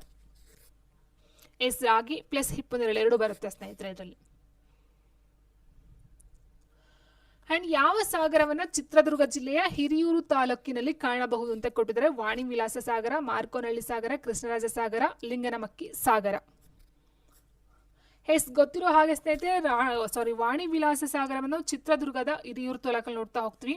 ಮಾರ್ಕೋನಹಳ್ಳಿ ಬಂದು ಈ ಒಂದು ಕುಣಿಗಲ್ ತಾಲೂಕಲ್ಲಿ ನೋಡ್ತಾ ಹೋಗ್ತೀವಿ. ಕೃಷ್ಣರಾಜ ಸಾಗರ ಮಂಡ್ಯ ಇದು ಬರುತ್ತೆ. ಸೊ ಹೀಗಿರ್ಬೇಕಾದ್ರೆ ಲಿಂಗನಮಕ್ಕಿನೂ ಸಹ ಮೈಸೂರಲ್ಲಿ ಬರ್ತಕ್ಕಂಥದ್ದು ಆಗಿರುತ್ತೆ. So answer option A Vani Vilasa. So ಇವೆಲ್ಲ ಈಸಿ ಕ್ವಶನ್ಸು, ಆಲ್ಮೋಸ್ಟ್ ತುಂಬ ಕ್ವಶನ್ಸ್ ಕವರ್ ಮಾಡ್ತಾ ಹೋಗ್ಬೋದು ಸ್ನೇಹಿತರೆ. ಬೇಗ ಮಾಡ್ತಾ ಹೋಗೋಣ. ಮೈಸೂರು ವಿಭಾಗವು ಈ ಕೆಳಗಿನಲ್ಲಿ ಯಾವುದಕ್ಕೆ ಪ್ರಸಿದ್ಧವಾಗಿದೆ ಅಂತ ಕೇಳಿದರೆ ಕೇವಲ ನದಿಗಳು, ಕೇವಲ ಪರ್ವತ ಶ್ರೇಣಿಗಳು. ಸೊ ಆಲ್ಮೋಸ್ಟ್ ಆನ್ಸರ್ ಬಂದು ಆಪ್ಷನ್ ಸಿ, ನದಿಗಳು, ಪರ್ವತ ಶ್ರೇಣಿಗಳು, ಅರಣ್ಯಗಳು, ವನ್ಯಮೃಗಗಳು. ಸೊ ಯಾಕಂದರೆ ವಿಭಾಗ ಅಂತ ತಗೊಂಡಾಗ ಅದು ಮೈಸೂರು ಆಗಿರ್ಬೋದು ಅಥವಾ ಬೆಂಗಳೂರು ಆಗಿರ್ಬೋದು, ಆಲ್ಮೋಸ್ಟ್ ಎಲ್ಲ ಕವರ್ ಆಗಿರುತ್ತೆ. ನದಿಗಳು ಇರುತ್ತೆ, ಅರಣ್ಯಗಳು ಇರುತ್ತೆ, ವನ್ಯಮೃಗಗಳು ಇರುತ್ತೆ, ಪರ್ವತ ಶ್ರೇಣಿಗಳು ಸಹ ಇರ್ತಕ್ಕಂಥದ್ದು ಆಗಿರುತ್ತೆ. ಸೊ ಇಂಥವಕ್ಕೆಲ್ಲ ಫಾಸ್ಟಾಗಿ ಹೋಗ್ತಾ ಹೋಗೋಣ ಸ್ನೇಹಿತರೆ. ತಿಳ್ಕೊಳ್ಳೋದಕ್ಕಂತೂ ಸ್ವಲ್ಪ ಟೈಮ್ ಕೊಡೋಣ. ತಲಕಾಡು ಯಾವ ರಾಜವಂಶದ ರಾಜಧಾನಿಯಾಗಿತ್ತು? ಚೋಳರು, ಹೊಯ್ಸಳರು, ಗಂಗರು, ವಿಜಯನಗರದ ಅರಸರು. ತಲಕಾಡು ಯಾವ ರಾಜವಂಶದ ರಾಜಧಾನಿಯಾಗಿತ್ತು? ಸೊ ನೇರವಾಗಿ ಹೇಳ್ತೀವಿ ಸ್ನೇಹಿತರೆ, ತಲಕಾಡಿನ ಗಂಗರು ಅಂತ ಹೇಳ್ತೀವಿ, ಹೌದಲ್ವಾ? ಸೊ ಚೋಳರಲ್ಲ, ತಲಕಾಡಿನ ಕಲ್ಯಾಣಿ ಚಾಲುಕ್ಯರು ಬರ್ತಾರೆ. ಆ್ಯಂಡ್ ತಲಕಾಡಿನ ಗಂಗರು ಅಂತ ಹೇಳ್ತಾ ಹೋಗ್ತೀವಿ. ಸೊ ಹಾಗಾಗಿ ಆನ್ಸರ್ ಏನು ಬರುತ್ತೆ ಇಲ್ಲಿ? Option yes, C. ಸೊ ಇವೆಲ್ಲ ಈಸಿ ಕ್ವಶನ್ಸ್ಗಳಾಗಿದೆ ಸ್ನೇಹಿತರೆ. ಅಂಡ್ ಮೈಸೂರು ಯಾವ ಹೆಸರಿನಿಂದ ಪೌರಾಣಿಕವಾಗಿ ಕರೆಯಲ್ಪಡುತ್ತದೆ? ಗಿರಿನಾಡು, ವನನಾಡು, ಮಹಿಷನಾಡು, ಚಂದನನಾಡು. ಎಸ್, ಆನ್ಸರ್ ಗೊತ್ತಿರುವ ಹಾಗೆ ಈ ಒಂದು ಚಾಮುಂಡೇಶ್ವರಿ ಏನಿದೆ, ಸೊ ರಾಕ್ಷಸನ ವಧೆಯನ್ನ ಮಾಡಿರ್ತಕ್ಕಂಥದ್ದು ಮಹಿಷಾಸುರ ಅಂತಹ ರಾಕ್ಷಸನ. ಸೊ ಹಾಗಾಗಿ ಮೈಸೂರಿಗೆ ಈ ಒಂದು ಮಹಿಷನಾಡು ಅಂತಕ್ಕಂಥ ಒಂದು ಹೆಸರು ಬಂದಿದೆ ಅಂತಕ್ಕಂಥದ್ದು ಆಗಿದೆ. ಆನ್ಸರ್ ಆಪ್ಷನ್ ಸಿ ಆಗಿರುತ್ತೆ. ಒಡೆಯರ್ ಮನೆತನದ ಮೊದಲ ಅರಸು ಯಾರು? ಒಡೆಯರ್ ಮನೆತನದ ಮೊದಲ ಅರಸ ಯಾರು? ಚಿಕ್ಕದೇವರಾಜ, ಹೈದರಾಲಿ, ಟಿಪ್ಪು ಸುಲ್ತಾನ್, ಯದುರಾಯ. ಎಸ್, ಒಡೆಯರ್ ಮನೆತನದ ಮೊದಲ ಅರಸು ಯಾರು? ಎಸ್, ಆನ್ಸರ್ ಆಪ್ಷನ್ ಡಿ, ಯದುರಾಯರಾಗಿರ್ತಾರೆ. ಹಾಗಾಗಿ ಆನ್ಸರ್ ಆಪ್ಷನ್ ಡಿನ ತಗೊಳ್ತಾ ಹೋಗೋಣ ಸ್ನೇಹಿತರೆ. ಎಸ್, ಇವೆಲ್ಲ ತುಂಬಾ ಈಸಿ ಕ್ವಶನ್ಸ್ಗಳು.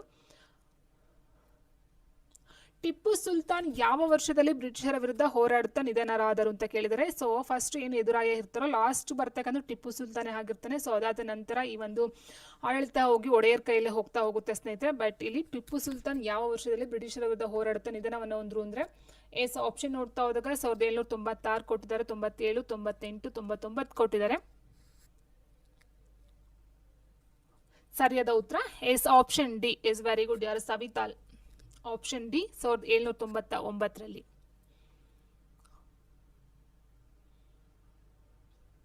ನೆಕ್ಸ್ಟ್, ಬ್ರಿಟಿಷರು ಮೈಸೂರಿನ ಆಡಳಿತವನ್ನ ಯಾವ ವರ್ಷದಲ್ಲಿ ತಮ್ಮ ನೇರ ವಶಕ್ಕೆ ತೆಗೆದುಕೊಂಡರು? ಸೊ ನೋಡಿ, ಟಿಪ್ಪು ಸುಲ್ತಾನ್ ಸತ್ತ ನಂತರ ಈ ಒಂದು ಒಡೆತನಕ್ಕೆ ಹೋಗ್ತಕ್ಕಂಥದ್ದು ಆಗಿರುತ್ತೆ. ಅದಾದ ನಂತರ ಮೈಸೂರಿನ ಬ್ರಿಟಿಷರು ಆಡಳಿತಕ್ಕೆ ತಗೊಳ್ತಕ್ಕಂಥದ್ದು ಆಗಿರುತ್ತೆ. ಯಾವಾಗ? 1811, 1821, 31, 41 ಅಂತ ಕೊಟ್ಟಿದ್ದಾರೆ. 1831ರಲ್ಲಿ. Option C. Yes, very good. Yes, Nalvadi Krishnaraja Wodeyar ಅವರ ಆಳ್ವಿಕೆಯಲ್ಲಿ ಯಾವ ಕ್ಷೇತ್ರಗಳಿಗೆ ಹೆಚ್ಚು ಆದ್ಯತೆಯನ್ನು ನೀಡಲಾಗಿತ್ತು? ಕೇವಲ ಶಿಕ್ಷಣ, ಕೇವಲ ಸಂಸ್ಕೃತಿ, ಕೇವಲ ನೀರಾವರಿ, ಶಿಕ್ಷಣ, ಸಂಸ್ಕೃತಿ ಮತ್ತು ನೀರಾವರಿ.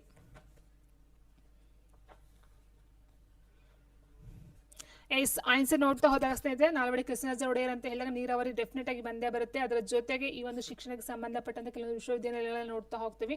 ಸೊ ಸಂಸ್ಕೃತಿನೂ ಬರುತ್ತೆ. ಆನ್ಸರ್ ಆಪ್ಷನ್ ಡಿ ಆಗಿರುತ್ತೆ.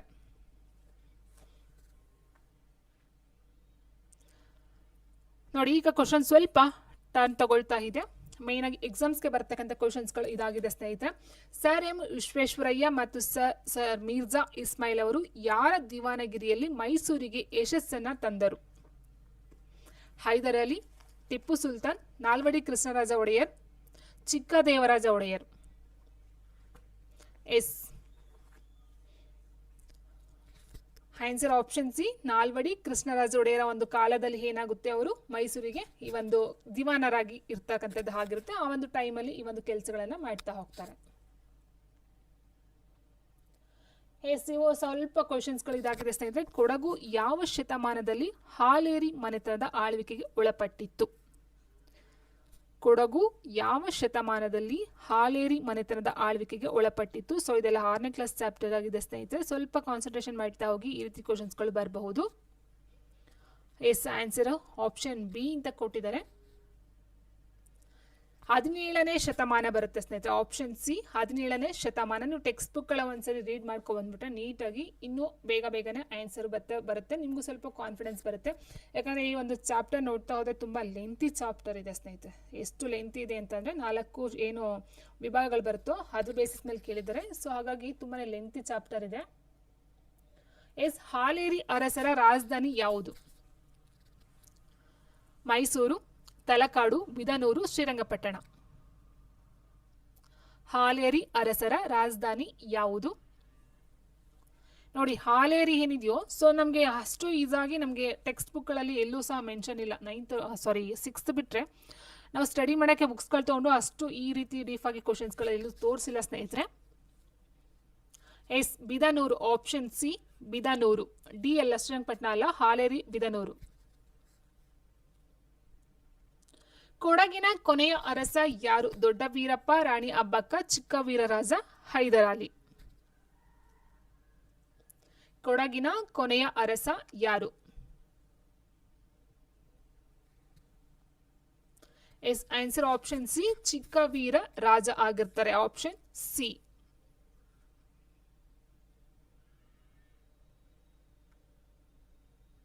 ಎಸ್, ಕೊಡಗು ಕರ್ನಾಟಕದಲ್ಲಿ ಯಾವ ವರ್ಷ ವಿಲೀನಗೊಂಡಿತು? 1954, 1955, 1956, 57 ಕೊಟ್ಟಿದ್ದಾರೆ ಸ್ನೇಹಿತರೆ. ಕರ್ನಾಟಕದ ಏನು ಏಕೀಕರಣ ನಾವು ಹೇಳ್ತೀವಿ ನವೆಂಬರ್ 1, 1956 ಅಂತಕ್ಕಂಥದ್ದು. ಎಸ್, ಅದೇ ಟೈಮಲ್ಲೂ ಕರ್ನಾಟಕ ಅಂತಕ್ಕಂಥದ್ದು ಕೊಡಗು ಅಂತಕ್ಕಂಥ ಒಂದು ಇದು ಕರ್ನಾಟಕಕ್ಕೆ ಸೇರ್ಕೊಳ್ತಕ್ಕಂಥದ್ದು ಅಥವಾ ವಿಲೀನ ಆಗ್ತಕ್ಕಂಥದ್ದು ಆಗಿರುತ್ತೆ 1956 ಕರ್ನಾಟಕದ ಏಕೀಕರಣ. ಸೊ ಆ ಒಂದು ಟೈಮಲ್ಲಿ. ಎಸ್, ಅಂಡ್ ನೆಕ್ಸ್ಟ್, ಕರ್ನಾಟಕದ ಕರಾವಳಿ ಪ್ರದೇಶವನ್ನ ಏನೆಂದು ಕರೆಯಲಾಗುತ್ತಿತ್ತು? ಮಲೆನಾಡು, ತುಳುನಾಡು, ಬಯಲುಸೀಮೆ, ದಕ್ಷಿಣ ಪ್ರಸ್ಥಭೂಮಿ. ಎಸ್, ವೆರಿ ಇಂಪಾರ್ಟೆಂಟ್ ಸ್ನೇಹಿತರೆ. ಈ ತರ ಕ್ವಶನ್ಸ್ಗಳೇ ಜಾಸ್ತಿ ಕೇಳ್ತಕ್ಕಂಥದ್ದು ಆಗಿರುತ್ತೆ. ಎಲ್ಲಿ ಅಂತಿದ್ರೆ PSTR ಮೇನ್ ಆಗಿ ನೋಡ್ತಾ ಹೋಗ್ತೀವಿ, GPSTR ಅಂಡ್ HSTR ಸ್ವಲ್ಪ ಈ ತರ ಕ್ವಶನ್ಸ್ ಡೆಪ್ತ್ ಕೇಳ್ತಾ ಹೋಗ್ತಾರೆ. ಬಟ್ ಡೆಫಿನೆಟ್ ಆಗಿ ಈ ರೀತಿ ಕ್ವಶನ್ಸ್ಗಳು ಒಂದು ಸಿಂಪಲ್ ಕ್ವಶನ್ಸ್ ಕೇಳ್ತಾರಲ್ವಾ, ಸೊ ಆ ಒಂದು ಇದ್ರಲ್ಲಿ ಕೇಳಬಹುದು. ಕರ್ನಾಟಕದ ಕರಾವಳಿ ಪ್ರದೇಶವನ್ನು ಏನೆಂದು ಕರೆಯಲಾಗುತ್ತದೆ? Yes, answer option B, Tulunadu. Yes, ಅಷ್ಟೇ ಕೊಟ್ಟಿದ್ದಾರೆ. ನೋ, ಮಲೆನಾಡು ಅಲ್ಲ, ಕರೆಯಲಾಗುತ್ತಿತ್ತು. ಈಗ ಮಲೆನಾಡು ಓಕೆ, ಕರ್ನಾಟಕ ಕರಾವಳಿ, ಬಟ್ ಆಗ ಕರಿತಾ ಇದ್ದು ತುಳುನಾಡು ಅಂತ ಕರಿತಾ ಇದ್ರು. ಸೊ ಅದನ್ನ ಮತ್ತೆ ಎಲ್ಲ ಚೇಂಜ್ ಮಾಡ್ತಾ ಹೋಗ್ತಾರೆ ಸ್ನೇಹಿತರೆ, ತುಳುನಾಡು ಅಂತ ಕರಿತಾ ಇದ್ರು. ಸೊ ಅದಕ್ಕೆ ಹೇಳಿದ ಇವೆಲ್ಲ ಕ್ವಶನ್ಸ್ಗಳು ನಮಗೆ ತುದ್ಬಾಯಿಲೆ ಇರುತ್ತೆ, ಬಟ್ ಕರೆಕ್ಟಾಗಿ ನಮ್ಗೆ ಇನ್ಫಾರ್ಮೇಶನ್ ಬೇಕಿರುತ್ತೆ. ನೋಡಿ, ಅಳುಪ ಮನೆತನದ ಅರಸರು ತುಳುನಾಡನ್ನು ಯಾವ ಶತಮಾನದಿಂದ ಯಾವ ಶತಮಾನದವರೆಗೆ ಆಳಿದರು? ಅಳುಪ ಮನೆತನದ ಅರಸರು ತುಳುನಾಡನ್ನು ಯಾವ ಶತಮಾನದಿಂದ ಯಾವ ಶತಮಾನದವರೆಗೆ ಆಳಿದರು? 5ರಿಂದ 12, 6ರಿಂದ 13, 7ರಿಂದ 14, 8ರಿಂದ 15. Yes, answer yes, very good answer option C, 7ರಿಂದ 14ನೇ ಶತಮಾನ. ನೋಡಿ ಸ್ನೇಹಿತರೆ, 6ನೇ ತರಗತಿ ಟೆಕ್ಸ್ಟ್ ಬುಕ್. ಸೊ ಪ್ರಿಪೇರ್ ಆಗ್ತಕ್ಕಂಥವ್ರಿಗೆ ಎಷ್ಟು ಮಿಸ್ಅಂಡರ್ಸ್ಟ್ಯಾಂಡಿಂಗ್ ಆಗ್ತದೆ, ಎಷ್ಟು ತಪ್ಪು ಆನ್ಸರ್ಸ್ಗಳು ಬರ್ತಿದ್ದಾವೆ ಅಂತ ನೋಡಿ. ಇದು 10ನೇ ಕ್ಲಾಸ್ ಆಗಲಿ PUC ಕ್ಲಾಸ್ ಆಗಲಿ ಅಲ್ಲ, 6ನೇ ಕ್ಲಾಸ್ ಟೆಕ್ಸ್ಟ್ ಬುಕ್ ಇದು. ಅಳುಪರ ರಾಜಧಾನಿಗಳಲ್ಲಿ ಯಾವುದು ಅಂತ ಕೇಳಿದ್ರೆ ಅಳುಪರ ರಾಜಧಾನಿ. ಸೊ ಅಳುಪರ ಅಂತಕ್ಕಂಥದ್ದು ಸಹ ಒಂದು ಮನೆತನ ಆಗಿತ್ತು. ಅದರ ರಾಜಧಾನಿ ಯಾವುದು? Hampi, Vijayanagara, Udyavara, Srirangapatna. Yes, very good answer option C, Udyavara. ಅಳುಪರ ರಾಜಧಾನಿ ಉದ್ಯಾವರ ಆಗಿರುತ್ತೆ. ಬಟ್ ಹಂಪಿ, ವಿಜಯನಗರ, ಶ್ರೀರಂಗಪಟ್ಟಣ ನಮ್ಗೆ ಗೊತ್ತಿದೆ ಸ್ನೇಹಿತರೆ. ಉದ್ಯಾವರ ಆನ್ಸರ್ ಆಗಿದೆ. ಪುತ್ತಿಗೆಯ ಚೌಟರು, ಬಂಗವಾಡಿಯ ಬಂಗರು ಮತ್ತು ಕಾರ್ಕಳದ ಭೈರವಸರು ಯಾರು?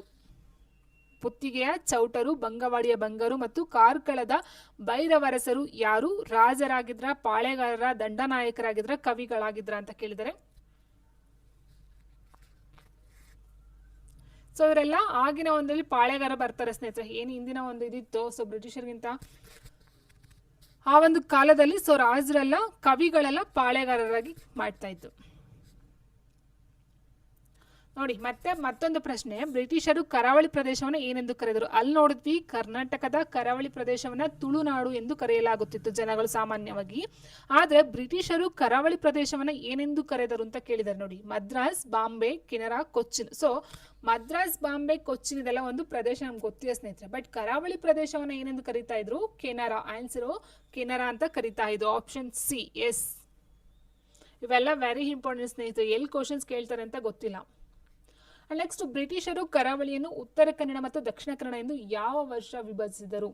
ಎಸ್, ಬ್ರಿಟಿಷ್ ಕರಾವಳಿಯನ್ನು ಉತ್ತರ ಕನ್ನಡ, ದಕ್ಷಿಣ ಕನ್ನಡ ಎಂದು ಯಾವ ವರ್ಷ ವಿಭಜಿಸಿದರು? 1850, 1860, 1870, 1880ರಲ್ಲಿ ಅಂತ ಕೊಟ್ಟಿದ್ದಾರೆ ಸ್ನೇಹಿತರೆ. ಸರಿಯಾದಂಥ ಒಂದು ಉತ್ತರ 1860. Option B, 1860ರಲ್ಲಿ.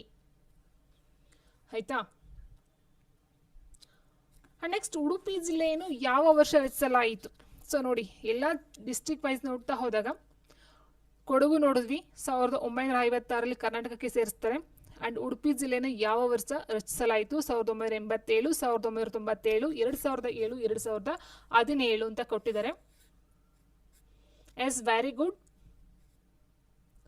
S, one line question not use ma'am ಅಂತ ಹೇಳಿದಾರೆ ಸ್ನೇಹಿತರೆ. ನಿಮಗೆ ಹೇಳಿಕೆ ರೂಪದಲ್ಲಿ ಏನು ಕೊಡ್ತಾರೋ ಸೊ ಕ್ವಶನ್ಸ್ಗಳು ಅದೇ ಇರುತ್ತೆ ಸ್ನೇಹಿತರೆ. ಯಾಕಂತ ಹೇಳಿದ್ರೆ ನಿಮಗೆ ಸ್ಟೇಟ್ಮೆಂಟ್ ಲೆವೆಲ್ ಅಲ್ಲಿ ಕೊಡಬಹುದು ಕ್ವಶನ್. ಈಗ ನಾವು ನೋಡಿದ್ವಿ ಏನಂತ ಹೇಳಿದ್ರೆ, ಕರಾವಳಿ ತೀರ ಪ್ರದೇಶವನ್ನ ಬ್ರಿಟಿಷರ್ ಏನಂತ ಕರೆದ್ರು ಅಥವಾ ಕರಾವಳಿ ತೀರ ಪ್ರದೇಶವನ್ನು ಯಾವಾಗ ಡಿವೈಡ್ ಮಾಡಿದ್ರು, ಸೊ ಅಲ್ಲಿ ಅದೇ ಹೇಳಿಕೆನ ಕೊಡ್ತಾರೆ. ನಿಮ್ಗೆ ಹೇಳಿಕೆ ಅಂದ ತಕ್ಷಣ ಬೇರೆ ಬೇರೆ ಏನು ಬರೋದಿಲ್ಲ. ಒಂದೇ ಕ್ವಶನ್ಗೆ ಈಗ ನಾವು ಒಂದು ಪಾಯಿಂಟ್ ಇಟ್ಕೊಂಡು ಏನು 3-4 ಕ್ವಶನ್ ಮಾಡ್ತೀವೋ, ಸೊ ಅಲ್ಲಿ ಒಂದು ಕ್ವಶನ್ಗೆ 3-4 ಕ್ವಶನ್ ಸೇರಿಬಿಟ್ಟು ಒಂದು ಕ್ವಶನ್ ಮಾಡ್ತಾರೆ. ಎಸ್, ಆನ್ಸರ್ ನೋಡ್ತಾ ಹೋದ್ರೆ ಆಪ್ಷನ್ ಬಿ 1997. ನಿಮಗೆ ಇದ್ರ ಕ್ವಶನ್ಸ್ನ ಕೊಡ್ತೀನಿ ಸ್ನೇಹಿತರೆ ನಾನು. ಯಾವುದಂತ ಹೇಳಿದ್ರೆ ಹೇಳಿಕೆ ರೂಪದ ಕ್ವಶನ್ಸ್ಗಳೇನಿದೆಯೋ ಅದಾದ ನಂತರ ಹೊಂದಿಸಿ ಬರೆಯಿರಿ ಎಲ್ಲ ಇದೆಯಲ್ವಾ. ಸೊ MCQsನ ಫಸ್ಟ್ ನಾನು ಅಟೆಂಡ್ ಮಾಡ್ತಾ ಹೋಗ್ತೀನಿ. ಅದಾದ ನಂತರ ಹೇಳಿಕೆ ರೂಪ ಬರುತ್ತೆ, ಅದಾದ ನಂತರ ರೀಸನ್ಸ್ ಕ್ವಶನ್ಗಳು ಬರ್ತಾ ಹೋಗುತ್ತೆ, ಆ್ಯಂಡ್ ಸ್ಟೇಟ್ಮೆಂಟ್ ಲೆವೆಲ್ದು ಬರುತ್ತೆ, ಅದಾದ ನಂತರ ಹೊಂದಿಸಿ ಬರೆಯಿರಿ. ಸೊ ಎಲ್ಲ ಒಂದೇ ಕ್ಲಾಸಲ್ಲಿ ಕಂಪ್ಲೀಟ್ ಆಗಲ್ಲ. ಫಸ್ಟ್ MCQ ಮುಗಿಸ್ಬಿಟ್ಟು ಅದಾದ ನಂತರ ಆ ಕ್ವಶನ್ಸ್ಗಳನ್ನು ಮಾಡ್ತಾ ಹೋಗ್ತೀನಿ. ಆ್ಯಂಡ್ ನೆಕ್ಸ್ಟ್, ಮೈಸೂರು ವಿಭಾಗದ ಹವಾಮಾನವನ್ನು ಏನೆಂದು ಕರೆಯಲಾಗುತ್ತದೆ? ಮೈಸೂರು ವಿಭಾಗದ ಹವಾಮಾನವನ್ನು ಏನೆಂದು ಕರೆಯಲಾಗುತ್ತದೆ? ಕೇವಲ ಉಷ್ಣವಲಯ, ಕೇವಲ ಮಳೆ ಮಾರುತ, ಉಷ್ಣವಲಯದ ಮಳೆ ಮಾರುತ ವಾತಾವರಣ, ಕೇವಲ ಸಮಶೀತೋಷ್ಣ ವಲಯ. ಎಸ್, ಆನ್ಸರ್ ಆಪ್ಷನ್ ಸಿ, ಉಷ್ಣವಲಯದ ಮಳೆ ಮಾರುತ ವಾತಾವರಣ ಆಗಿರುತ್ತೆ. ನೆಕ್ಸ್ಟ್, ಮಂಡ್ಯ ಮತ್ತು ಮೈಸೂರು ಜಿಲ್ಲೆಗಳ ಹವಾಮಾನ ಹೇಗಿದೆ ಅಂತ ಕೇಳಿದ್ರೆ, ಸೊ ಇದು ನೋಡ್ತಾ ಹೋದಾಗೆ ಆನ್ಸರ್ ಆಪ್ಷನ್ ಬಿ, ಒಣ ಹವಾಮಾನ ಆಗಿರುತ್ತೆ ಸ್ನೇಹಿತರೆ, ಮಂಡ್ಯ ಮತ್ತು ಮೈಸೂರು. ಆ್ಯಂಡ್ ನೆಕ್ಸ್ಟ್, ಮೈಸೂರು ವಿಭಾಗದಲ್ಲಿ ಅತಿ ಕಡಿಮೆ ಮಳೆ ಬೀಳುವ ಜಿಲ್ಲೆ ಯಾವುದು ಅಂತ ಕೊಟ್ಟವ್ರೆ? Mysuru, Udupi, Dakshina Kannada, Mandya. So answer option D, Mandya ಆಗಿರುತ್ತೆ. ಇವೆಲ್ಲ ಜಸ್ಟ್ ಇನ್ಫಾರ್ಮೇಶನ್ ನೋಡ್ತಾ ಹೋಗಿ. ಸೊ ಯಾವ ಕ್ವಶನ್ ಎಲ್ಲಿ ಕೇಳಿದ್ರು ಸಹ ನಾವು ಆನ್ಸರ್ ಮಾಡಕ್ಕೆ ರೆಡಿ ಇರಬೇಕು. ಸೊ ಮೈಸೂರು ವಿಭಾಗದಲ್ಲಿ ಬೆಳೆಯುವ ಮುಖ್ಯ ಕೃಷಿ ಬೆಳೆ ಯಾವುದು ಅಂತ ಕೇಳಿದ್ರೆ ಭತ್ತ, ರಾಗಿ, ಜೋಳ.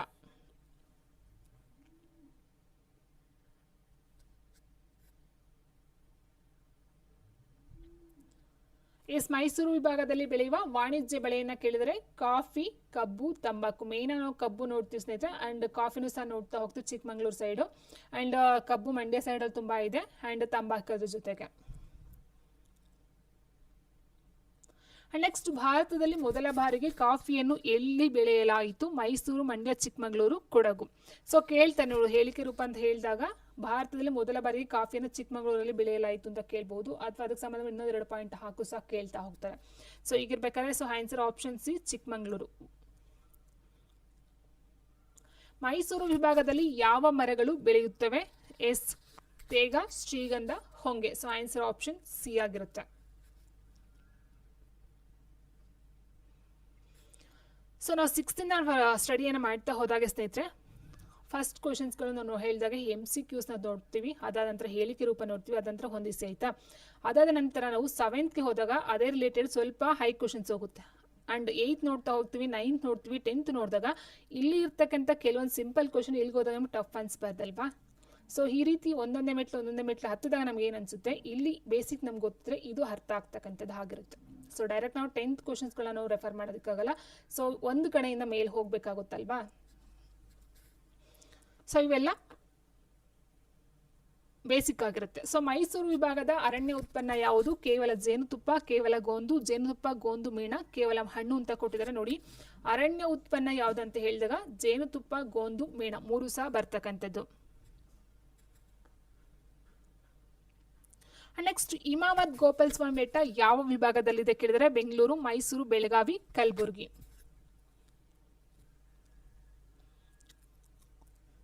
S, answer option B, Mysuru ವಿಭಾಗದಲ್ಲಿ ಕಂಡು ಬರುತ್ತೆ.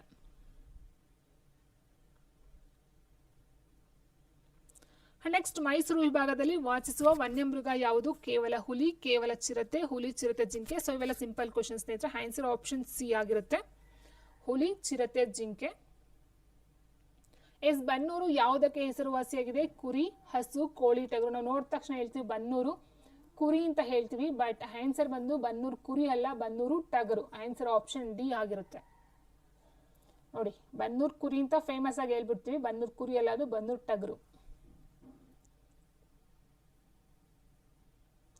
ನೆಕ್ಸ್ಟ್ ಕಾವೇರಿ ನದಿಯು ಯಾವ ಜಿಲ್ಲೆಯಲ್ಲಿ ಹುಟ್ಟುತ್ತದೆ? ಮೈಸೂರು, ಮಂಡ್ಯ, ಕೊಡಗು, ಚಾಮರಾಜನಗರ. ಕಾವೇರಿ ನದಿಯು ಯಾವ ಜಿಲ್ಲೆಯಲ್ಲಿ ಹುಟ್ಟುತ್ತದೆ?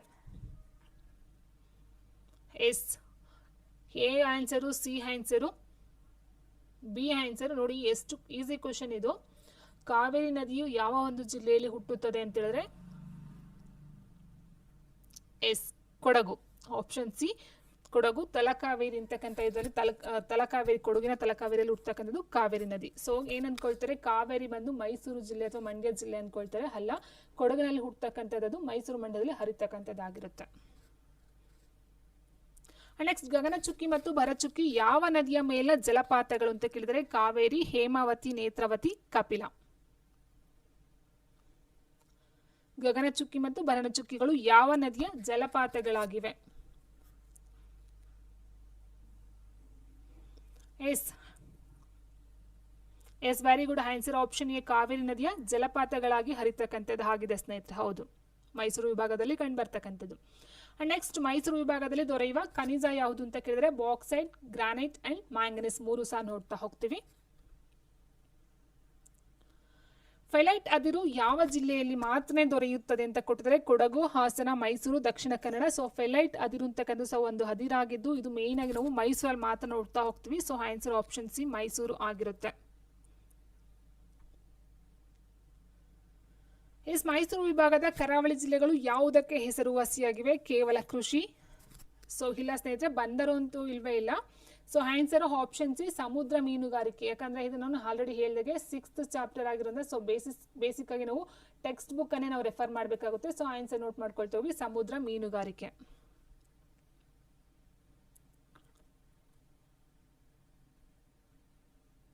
ಮೈಸೂರು ವಿಭಾಗದ ಅರಣ್ಯ ಪ್ರದೇಶ ಯಾವುದು?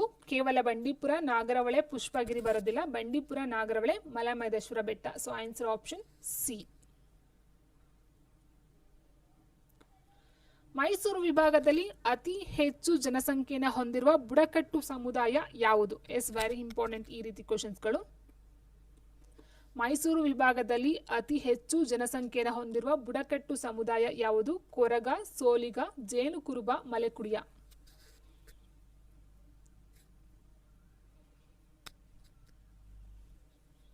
ಎಸ್, ಮೈಸೂರು ವಿಭಾಗ. ಸೊ ಬೆಸ್ಟ್ ನೀವು ಎಕ್ಸಾಂಪಲ್ ತಗೊಳ್ತೀವಿ ಅಂದ್ರೆ ಸಿದ್ದರಾಮಯ್ಯನವರು. ಸೊ ಆನ್ಸರ್ ಆಪ್ಷನ್ ಸಿ, ಜೇನು ಕುರುಬ.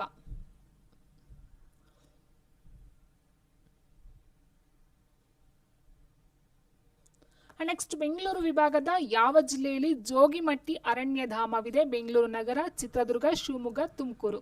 ಜೋಗಿಮಟ್ಟಿ ಅರಣ್ಯಧಾಮ.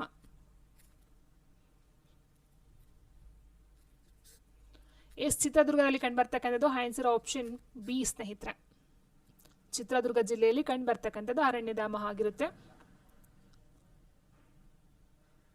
ರಾಜ್ಯದ ಕೈಗಾರಿಕಾ ವಲಯದ ನಿರ್ಮಾತೃ ಎಂದು ಯಾರನ್ನು ಕರೆಯಲಾಗುತ್ತದೆ? ರಾಜ್ಯದ ಕೈಗಾರಿಕಾ ವಲಯದ ನಿರ್ಮಾತೃ ಎಂದು ಯಾರನ್ನ ಕರೆಯಲಾಗುತ್ತದೆ? K Seshadri Iyer, Mirza Ismail, sir M Visvesvaraya, Nalwadi Krishnaraj Wadiyar. Yes, sir M Visvesvaraya. Option C. Next ಕನ್ನಡದ ಮೊದಲ ವಾಕ್ಚಿತ್ರ ಯಾವುದು? ಬೆಂಕಿಯ ಬಲೆ, ಸತಿ ಸುಲೋಚನಾ, ಭಕ್ತ ಪ್ರಹ್ಲಾದ, ಹೇಮರೆಡ್ಡಿ ಮಲ್ಲಮ್ಮ. ಸೊ ನೋಡಿ, ಮೊದಲ ವಾಕ್ಚಿತ್ರ ಅಂತ ಹೇಳಿದ್ರೆ ಸತಿ ಸುಲೋಚನಾ ಆಗಿರುತ್ತೆ. ಇದನ್ನ ಬರೆದಿರ್ತಕ್ಕಂಥವ್ರು ಬೆಳ್ಳಾವೆ ನರಹರಿ ಶಾಸ್ತ್ರಿ ಅಂತ ಹೇಳ್ತೀವಿ.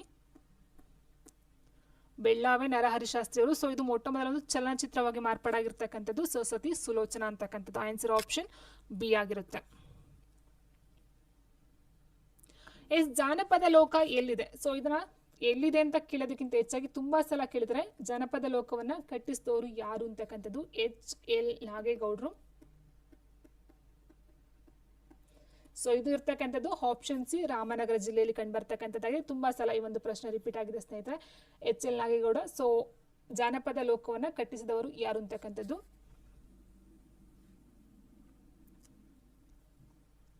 ಬೆಂಗಳೂರು ವಿಭಾಗದಲ್ಲಿ ಅತಿ ಎತ್ತರದ ಬೆಟ್ಟ ಯಾವುದು ಅಂತ ಕೇಳಿದ್ರೆ ನಂದಿ ಬೆಟ್ಟ, ದೇವರಾಯನದುರ್ಗ, ಹಾಲು ರಾಮೇಶ್ವರ ಗುಡ್ಡ, ಕೊಡಚಾದ್ರಿ. ಸೊ ಇದು ಬೆಂಗಳೂರು ವಿಭಾಗಕ್ಕೆ ನೋಡ್ತಾ ಹೋದಾಗ ಬರ್ತಕ್ಕಂಥದ್ದು ಯಾವುದು? ಆಪ್ಷನ್ ಸಿ ಆಗಿರುತ್ತೆ, ಹಾಲು ರಾಮೇಶ್ವರ ಗುಡ್ಡ. ಸೊ ಇಲ್ಲಿ ಮೇನ್ ಆಗಿ ನಾವು ಎತ್ತರಕ್ಕೆ ನೋಡ್ತಾ ಹೋದಾಗ ಈ ಒಂದು ವಿಶ್ವದಲ್ಲೇ ನೋಡಬೇಕಾಗುತ್ತೆ, ಅದಾದ ನಂತರ ಭಾರತದ ನೋಡಬೇಕಾಗುತ್ತೆ, ಅದಾದ ನಂತರ ಕರ್ನಾಟಕದ ನೋಡ್ತಾ ಹೋಗಬೇಕಾಗುತ್ತೆ. ಸೊ ಅದನ್ನ ನೆಕ್ಸ್ಟ್ ಹೈಯರ್ ಕ್ಲಾಸಲ್ಲಿ ಸಹ ಡೆಫಿನೆಟ್ ಆಗಿ ನೋಡ್ತೀವಿ, ಯಾಕಂದರೆ ಆ ಒಂದು ಸಬ್ಜೆಕ್ಟ್ಗೆ ಸಂಬಂಧಪಟ್ಟಂತೆ ಕ್ಲಾಸಸ್ಗೆ ಸಂಬಂಧಪಟ್ಟಂತೆ ಕ್ವಶನ್ಸ್ಗಳಿದ್ದಾವೆ. ಸೊ ಅದನ್ನ ಅಲ್ಲಿ ನೋಡ್ತಾ ಹೋಗೋಣ. ವಿಧಾನಸೌಧವನ್ನ ಯಾರು ನಿರ್ಮಿಸಿದರು? KC Reddy, ಕಿಂಗಲ್ Hanumanthaiah, S Nijalingappa, Kadidal Manjappa. ವಿಧಾನಸೌಧವನ್ನ ಯಾರು ನಿರ್ಮಿಸಿದರು? Yes very good. S Kengal Hanumanthaiah option B ಆಗಿರುತ್ತೆ. ನೆಕ್ಸ್ಟ್ ಕಾಗೋಡು ಭೂ ಚಳುವಳಿಯಲ್ಲಿ ಭಾಗವಹಿಸಿದ ಪ್ರಮುಖ ರಾಜಕಾರಣಿ ಯಾರು? ಸೊ ಇದಾಗಲೇ ಫಸ್ಟ್ ಕ್ವಶನ್ ರಿಪೀಟ್ ಆಗಿದೆ ಸ್ನೇಹಿತರೆ. ಅಲ್ಲಿ ಕೊಟ್ಟಿದ್ದೇನು ಶಾಂತವೇರಿ ಗೋಪಾಲಗೌಡರು ಭಾಗವಹಿಸಿದ ಚಳುವಳಿ ಯಾವುದು ಅಂತ ಕೊಟ್ಟಿದ್ರು. ಇಲ್ಲಿ ಕಾಗೋಡು ಭೂ ಚಳುವಳಿಯಲ್ಲಿ ಭಾಗವಹಿಸಿದ ಪ್ರಮುಖ ರಾಜಕಾರಣಿ ಯಾರು ಅಂತ ಕೊಟ್ಟಿದ್ದಾರೆ. So answer option C, Shantaveri ಗೋಪಾಲಗೌಡರು.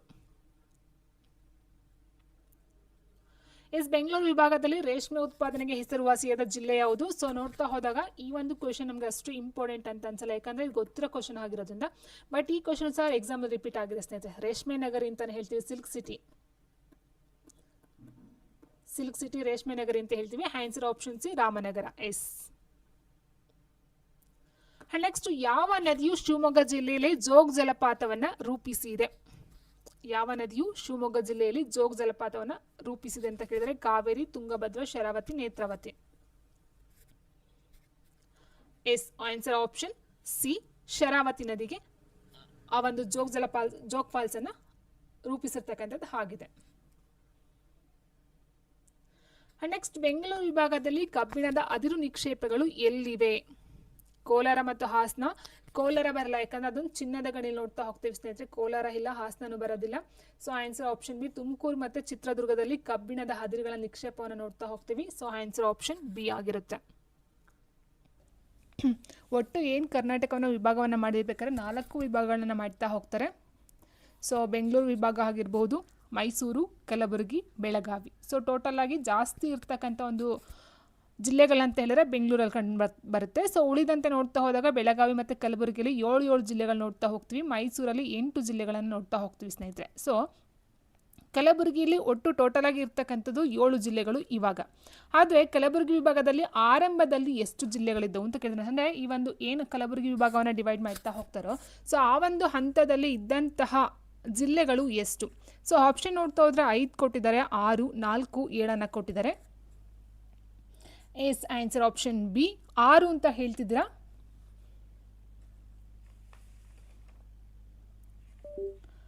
S ನೋಡಿ ಸ್ನೇಹಿತರೆ, ನೋಡ್ತಾ ಹೋದ್ರೆ ನಾವು ಆನ್ಸರು ಆಪ್ಷನ್ ಸಿ 4 ಆಗಿತ್ತು.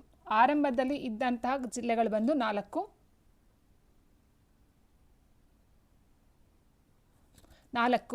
ಯಾವ್ದಾವ್ದಂತ ಹೇಳಿದ್ರೆ ಸ್ನೇಹಿತರೆ, ಸ್ಟಾರ್ಟಿಂಗಲ್ಲಿ ಇದ್ದಂತಹದ್ದು ಕಲಬುರಗಿ ಏನಿದೆಯೋ ಅದಾಗಿತ್ತು. ಬಟ್ ಯಾದಗಿರಿ ಇರಲಿಲ್ಲ, ಕಲಬುರಗಿ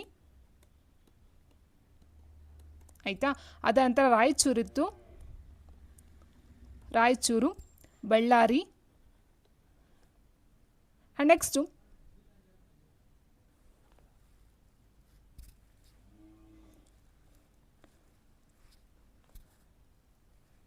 ಒಟ್ಟು ಇರ್ತಕ್ಕಂಥದ್ದು 4. ಕಲಬುರಗಿ ಇತ್ತು, ರಾಯಚೂರು ಇತ್ತು, ಬಳ್ಳಾರಿ ಇತ್ತು.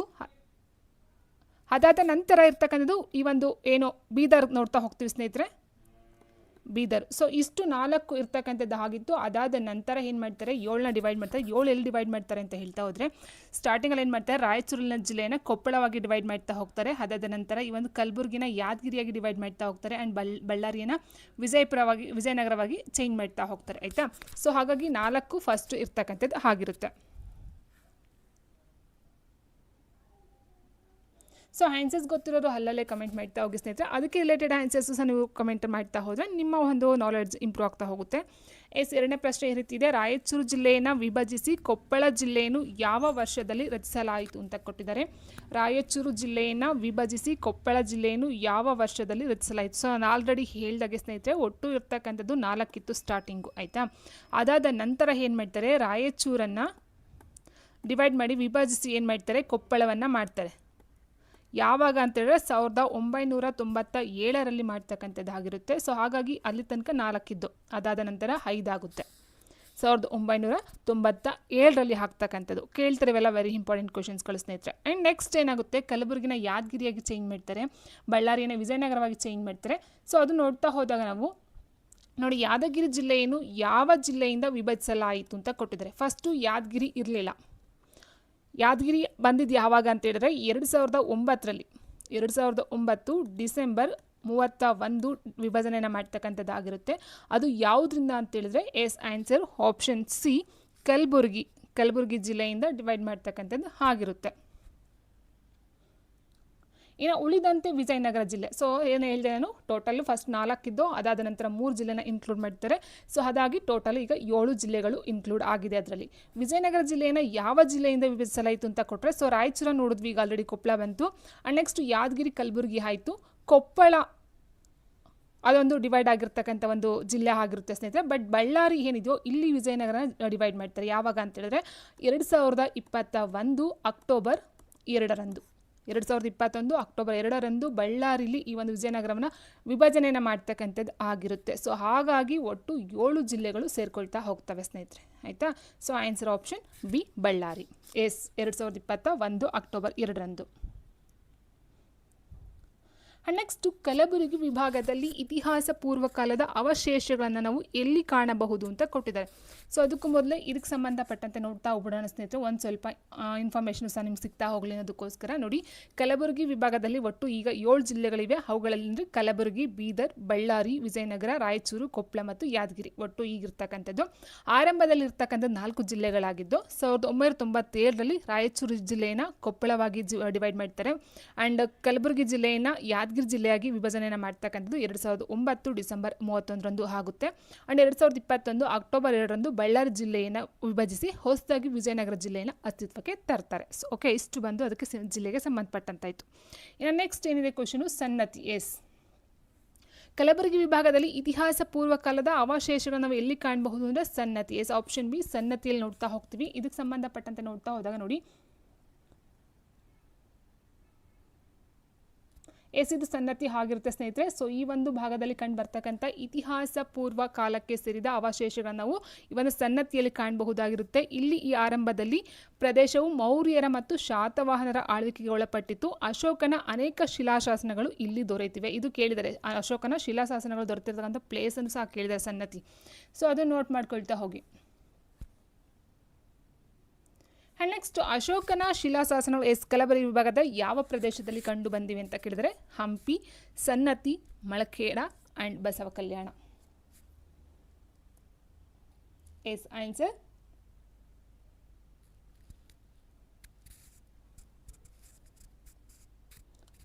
ಆನ್ಸರ್ ಆಪ್ಷನ್ ಬಿ, ಸನ್ನತಿಯಲ್ಲಿ ಸಿಕ್ಕಿರ್ತಕ್ಕಂಥದ್ದು ಆಗಿದೆ. ನೆಕ್ಸ್ಟು ರಾಷ್ಟ್ರಕೂಟ ಸಾಮ್ರಾಜ್ಯದ ರಾಜಧಾನಿ ಯಾವುದಂತ ಕೇಳಿದರೆ ಹಂಪಿ, ಸನ್ನತಿ, ಮಾನ್ಯಕೇಟ ಆ್ಯಂಡ್ ಬಸವ ಕಲ್ಯಾಣ. ರಾಷ್ಟ್ರಕೂಟ ಸಾಮ್ರಾಜ್ಯದ ಸ್ಥಾಪಕ ಅಥವಾ ಮೂಲ ಪುರುಷ ಯಾರು? ಸೊ ಅದನ್ನು ಸಹ ನೀವು ಮೆನ್ಷನ್ ಮಾಡಬಹುದು ಸ್ನೇಹಿತರೆ. ಅವರ ರಾಜಧಾನಿ ಯಾವುದು ಮೆನ್ಷನ್ ಮಾಡ್ಬೋದು, ಅವರ ಲಾಂಛನ ಯಾವುದು ಮೆನ್ಷನ್ ಮಾಡ್ಬೋದು, ಅಥವಾ ಅವರ ಒಂದು ಏನು ಸಾಹಿತ್ಯ ಕೊಡುಗೆಗಳೇನಿರುತ್ತೆ. ಸೊ ಅದೆಲ್ಲ ನೀವು ಮೆನ್ಷನ್ ಮಾಡ್ತಾ ಹೋದರೆ ನಿಮ್ಮ ಒಂದು ಜ್ಞಾನ ಜಾಸ್ತಿ ಆಗ್ತಾ ಹೋಗುತ್ತೆ ಅಲ್ವಾ. ಸೊ ರಾಷ್ಟ್ರಕೂಟರ ಒಂದು ಮೂಲ ಪುರುಷ ಅಂತೇಳಿದ್ರೆ ದಂತಿದುರ್ಗ ಆಗಿರ್ತಾರೆ. ಇವರ ಒಂದು ರಾಷ್ಟ್ರ ಲಾಂಛನ ಬಂದು ಗರುಡ ಆಗಿರುತ್ತೆ, ಅಥವಾ ಒಂದು ಲಾಂಛನ ಗರುಡ ಆಗಿರುತ್ತೆ. ಸೊ ಮೇಯ್ನಾಗಿ ಇವರ ಒಂದು ರಾಜಧಾನಿ ಮಾನ್ಯಕೇಟ ಅಲ್ವಾ, ಮಾಳಖೇಡ ಅಥವಾ ಮಾನ್ಯಕೇಟ, ಆಗಿನ ಒಂದು ಮಾನ್ಯಕೇಟ ಈಗಿರ್ತಕ್ಕಂಥ ಮಾಳಖೇಡ ಆಗಿರುತ್ತೆ. ಬಟ್ ಇದಕ್ಕೂ ಮೊದಲು ಅವರ ರಾಜಧಾನಿ ಎಲಿಚಪುರ ಆಗಿರುತ್ತೆ. ಎಲಿಚಪುರ ಅಂತಕ್ಕಂಥದ್ದು ಆಗಿತ್ತು. ಓಕೆ, ಸೊ ಈಗ ಆನ್ಸರ್ ಯಾವುದಿತ್ತು? Answer option C Manyakheta. Next Kalyani ಚಾಲುಕ್ಯರ ರಾಜಧಾನಿ ಯಾವುದು ಅಂತ ಕೇಳಿದರೆ ಸ್ನೇಹಿತರೆ, ಇದೆಲ್ಲ ನಿಮಗೆ ಬರ್ತಕ್ಕಂಥ ಯಾವ ವಿಭಾಗದಲ್ಲಿ ಅಂತಂದರೆ ಕಲಬುರಗಿ ವಿಭಾಗ. ಸೊ ಹಾಗಾಗಿ ಅದಕ್ಕೆ ರಿಲೇಟೆಡ್ ಕ್ವಶನ್ಸ್ಗಳು ನೋಡ್ತಾ ಹೋಗ್ತಾ ಇದ್ದೀವಿ. ಸೊ ಕಲ್ಯಾಣ ಚಾಲುಕ್ಯರ ರಾಜಧಾನಿ ಯಾವುದು? ನಮ್ಗೆ ಗೊತ್ತಿರುವ ಹಾಗೆ ಕಲ್ಯಾಣಿ ಚಾಲುಕ್ಯರು, ಬಾದಾಮಿ ಚಾಲುಕ್ಯರು ಅಂತ ನೋಡ್ತಾ ಹೋಗ್ತೀವಿ. ಸೊ ಬಾದಾಮಿ ಚಾಲುಕ್ಯ ರಾಜಧಾನಿ ಬಾದಾಮಿ ಅಂತ ಹೇಳ್ತೀವಿ, ಕಲ್ಯಾಣಿ ಚಾಲುಕ್ಯ ರಾಜಧಾನಿ ಕಲ್ಯಾಣಿ ಅಂತ ಹೇಳ್ತೀವಿ. ಆದರೆ ಇಲ್ಲಿ ಹಂಪಿ, ಸನ್ನತಿ, ಮಾನ್ಯಕೇಟ, ಬಸವ ಕಲ್ಯಾಣ ಅಂತ ಕೊಟ್ಟಿದ್ದಾರಲ್ವಾ. ಸೊ ಕಲ್ಯಾಣಿ ಅಂತ ಹೇಳಿದಲ್ಲಿ ಬಸವ ಕಲ್ಯಾಣ ಅವರ ಒಂದು ರಾಜಧಾನಿ ಆಗಿರುತ್ತೆ, ಚಾಲುಕ್ಯರ ರಾಜಧಾನಿ. So answer option D.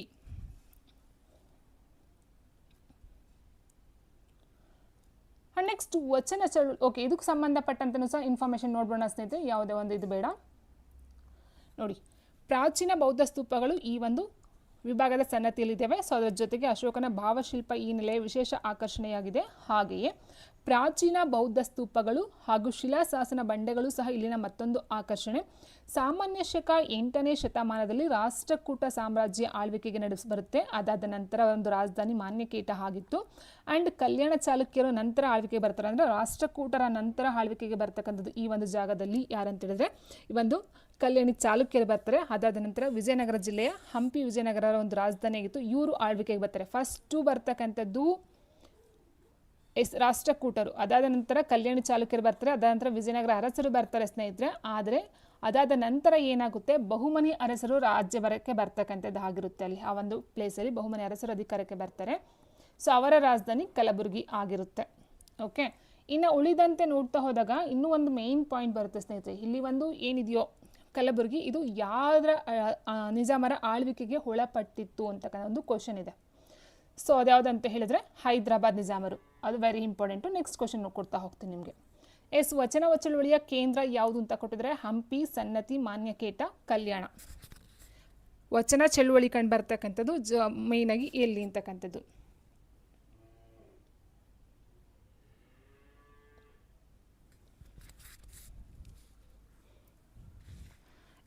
ಕಲ್ಯಾಣ, ಆಪ್ಷನ್ ಡಿ ಕಲ್ಯಾಣ ಅಥವಾ ಬಸವ ಕಲ್ಯಾಣ ಅಂತ ಏನು ಹೇಳ್ತೀವೋ. ಸೊ ಅಲ್ಲಿ ಮೇಯ್ನಾಗಿ ನಾವು ವಚನ ಚಳುವಳಿಯನ್ನು ನೋಡ್ತಾ ಹೋಗ್ತೀವಿ ಸ್ನೇಹಿತರೆ. ನೆಕ್ಸ್ಟ್ ಬಹುಮನಿ ಅರಸರ ರಾಜಧಾನಿ ಯಾವುದು?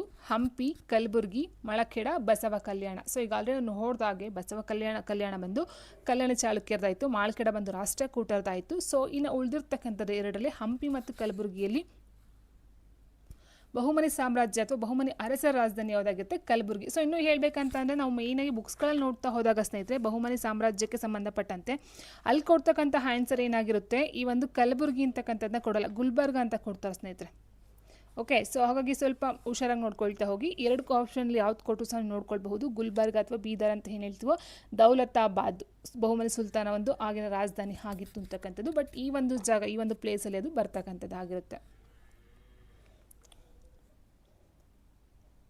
ನೆಕ್ಸ್ಟ್ ನಿಜಾಮ ಸಂಸ್ಥಾನವು ಭಾರತ ಗಣರಾಜ್ಯದಲ್ಲಿ ಯಾವ ವರ್ಷದಲ್ಲಿ ವಿಲೀನಗೊಂಡಿತು?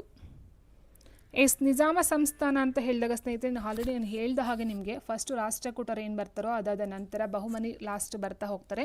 ಬಹುಮನಿ ಅರಸರ ಅಧಿಕಾರಕ್ಕೆ ಬಂದ ನಂತರ ಅವರು ಏನು ಮಾಡ್ತಾರೆ, ಈ ಒಂದು ವಿಜಯನಗರ ಸಾಮ್ರಾಜ್ಯ ಪತನದ ನಂತರ ಹೈದರಾಬಾದ್ ನಿಜಾಮರ ಆಳ್ವಿಕೆಗೆ ಒಳಪಡುತ್ತೆ ಈ ಒಂದು ಕಲಬುರಗಿ ಪ್ರದೇಶ ಅಂತಕ್ಕಂಥದ್ದು. ಸೊ ಅದಾದ ನಂತರ ಏನಾಗುತ್ತೆ, 1948ರಲ್ಲಿ ಹೈದರಾಬಾದ್ ಸಂಸ್ಥಾನವು ಭಾರತ ಗಣರಾಜ್ಯದಲ್ಲಿ ವಿಲೀನಗೊಳ್ತಕ್ಕಂಥದ್ದು ಆಗಿರುತ್ತೆ. 1948ರಲ್ಲಿ ಅರ್ಥ ಆಯ್ತಾ? 1948ರಲ್ಲಿ ನಿಜಾಮ ಸಂಸ್ಥಾನವು ಭಾರತ ಗಣರಾಜ್ಯದಲ್ಲಿ ವಿಲೀನ ಆಗುತ್ತೆ. ಆದರೆ ಏನಂತ ಹೇಳಿ ಸ್ನೇಹಿತರೆ, ಇಲ್ಲಿ ಕಲಬುರಗಿ ಅಥವಾ ಹೈದರಾಬಾದ್ ಸಂಸ್ಥಾನ ಇದೆಯೋ ಇದು ಕರ್ನಾಟಕಕ್ಕೆ ವಿಲೀನ ಆಗೋದಿಲ್ಲ. ಕರ್ನಾಟಕಕ್ಕೆ ವಿಲೀನ ಅಲ್ಲ, ಇದು ಭಾರತ ಗಣರಾಜ್ಯಕ್ಕೆ ವಿಲೀನ ಆಗ್ತಕ್ಕಂಥದ್ದು 1948. ಮೇಯ್ನ್ ಅರ್ಥ ಮಾಡ್ಕೊಳ್ತಾ ಹೋಗಿ.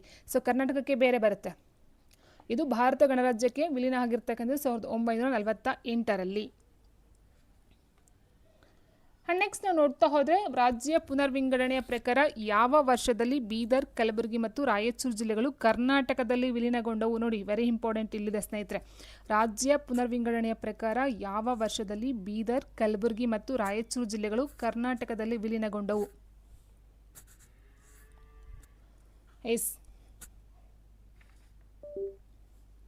1956 ಮೇಯ್ನಾಗಿ ನಾವು ನೋಡ್ತಾ ಹೋಗ್ತೀವಲ್ವ ಸ್ನೇಹಿತರೆ. ಈ ಒಂದು 1956ರಲ್ಲಿ ರಾಜ್ಯ ವಿಂಗಡಣೆ ನೋಡ್ತಾ ಹೋದಾಗ ಕೆಲವೊಂದು ಪ್ರದೇಶಗಳಲ್ಲಿ ವಿಲೀನ ಆಗ್ತಾ ಹೋಗ್ತವೆ.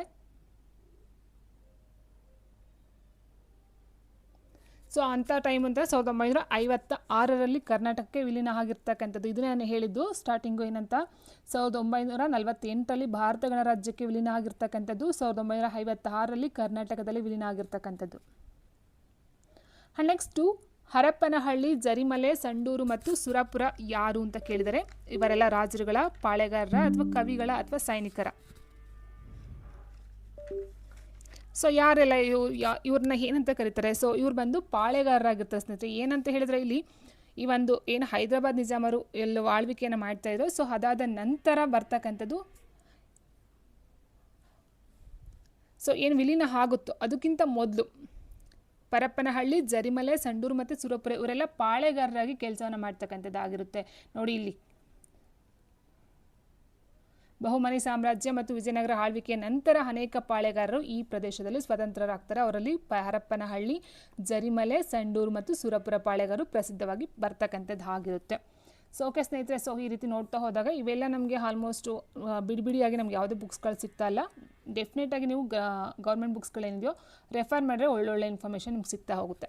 ಸುರಪುರವನ್ನು ಬ್ರಿಟಿಷರು ಯಾರಿಗೆ ನೀಡಿದರು ಅಂತ ಕೊಟ್ಟಿದ್ದಾರೆ? ಮೈಸೂರು ಅರಸರಿಗೆ, ಮರಾಠರಿಗೆ, ಹೈದರಾಬಾದ್ ನಿಜಾಮನಿಗೆ, ಪೇಶ್ವೆಗಳಿಗೆ. ಇಲ್ಲೇನಾಗುತ್ತೆ, ಬ್ರಿಟಿಷರು ಏನು ಮಾಡ್ತಾರೆ, ಬಹುಮನಿ ಸುಲ್ತಾನರು ಅಥವಾ ಬಹುಮನಿ ಅರಸರಾಗಿರಬಹುದು, ವಿಜಯನಗರ ಅರಸರಾದ ನಂತರ ಏನು ಮಾಡ್ತಾರೆ, ಅವರು ಸೋತಾಗ ಬ್ರಿಟಿಷರು ಈ ಒಂದು ಸುರಪುರ ಆಗಿರ್ಬೋದು, ಕಲಬುರ್ಗಿಯನ್ನು ಆಗಿರ್ಬೋದು ಹೈದರಾಬಾದ್ ನಿಜಾಮರಿಗೆ ಒಪ್ಪಿಸ್ತಕ್ಕಂಥದ್ದು ಆಗಿರುತ್ತೆ. ಸೊ ಹಾಗಾಗಿ ಹೈದರಾಬಾದ್ ನಿಜಾಮರ ಅಡಿಯಲ್ಲಿ ಇವೆಲ್ಲಗಳು ಕೆಲಸಗಳು ಮಾಡ್ತಿರ್ತವೆ. ಸೊ ಅದಾದ ನಂತರ 1956ರಲ್ಲಿ ಕರ್ನಾಟಕಕ್ಕೆ ವಿಲೀನವನ್ನು ಮಾಡ್ತಕ್ಕಂಥದ್ದು ಆಗಿರುತ್ತೆ. ಕೆಲವೊಂದು ಪ್ರತಿಭಟನೆ ಚಳುವಳಿನೂ ಸಹ ನಡೀತಾ ಹೋಗುತ್ತೆ.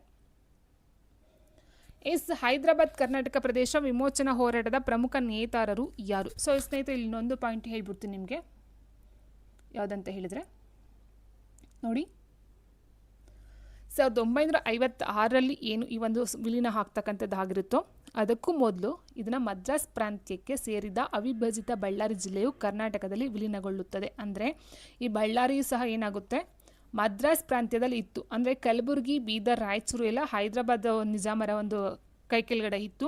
ಬಳ್ಳಾರಿ ಬಂದು ಮದ್ರಾಸ್ ಪ್ರಾಂತ್ಯದ ಅಡಿಯಲ್ಲಿ ಸೇರ್ಕೊಂಡಿರ್ತದೆ. ಸೊ ಅದಾದ ನಂತರ ಏನಾಗುತ್ತೆ, ಸೊ ಅದನ್ನೂ ಸಹ ಕರ್ನಾಟಕಕ್ಕೆ ವಿಲೀನವನ್ನು ಮಾಡ್ತಕ್ಕಂಥದ್ದು ಆಗಿರುತ್ತೆ. ಅರ್ಥ ಮಾಡ್ಕೊಳ್ತಾರೆ, ಕೇಳ್ತಾ ಇದ್ದು ಬಳ್ಳಾರಿ ಯಾರ ಒಂದು ಪ್ರಾಂತ್ಯದ ಅಡಿಯಲ್ಲಿ ಇತ್ತು ಅಂತಕ್ಕಂಥದ್ದನ್ನ. ಸೊ ಮದ್ರಾಸ್ ಪ್ರಾಂತ್ಯ.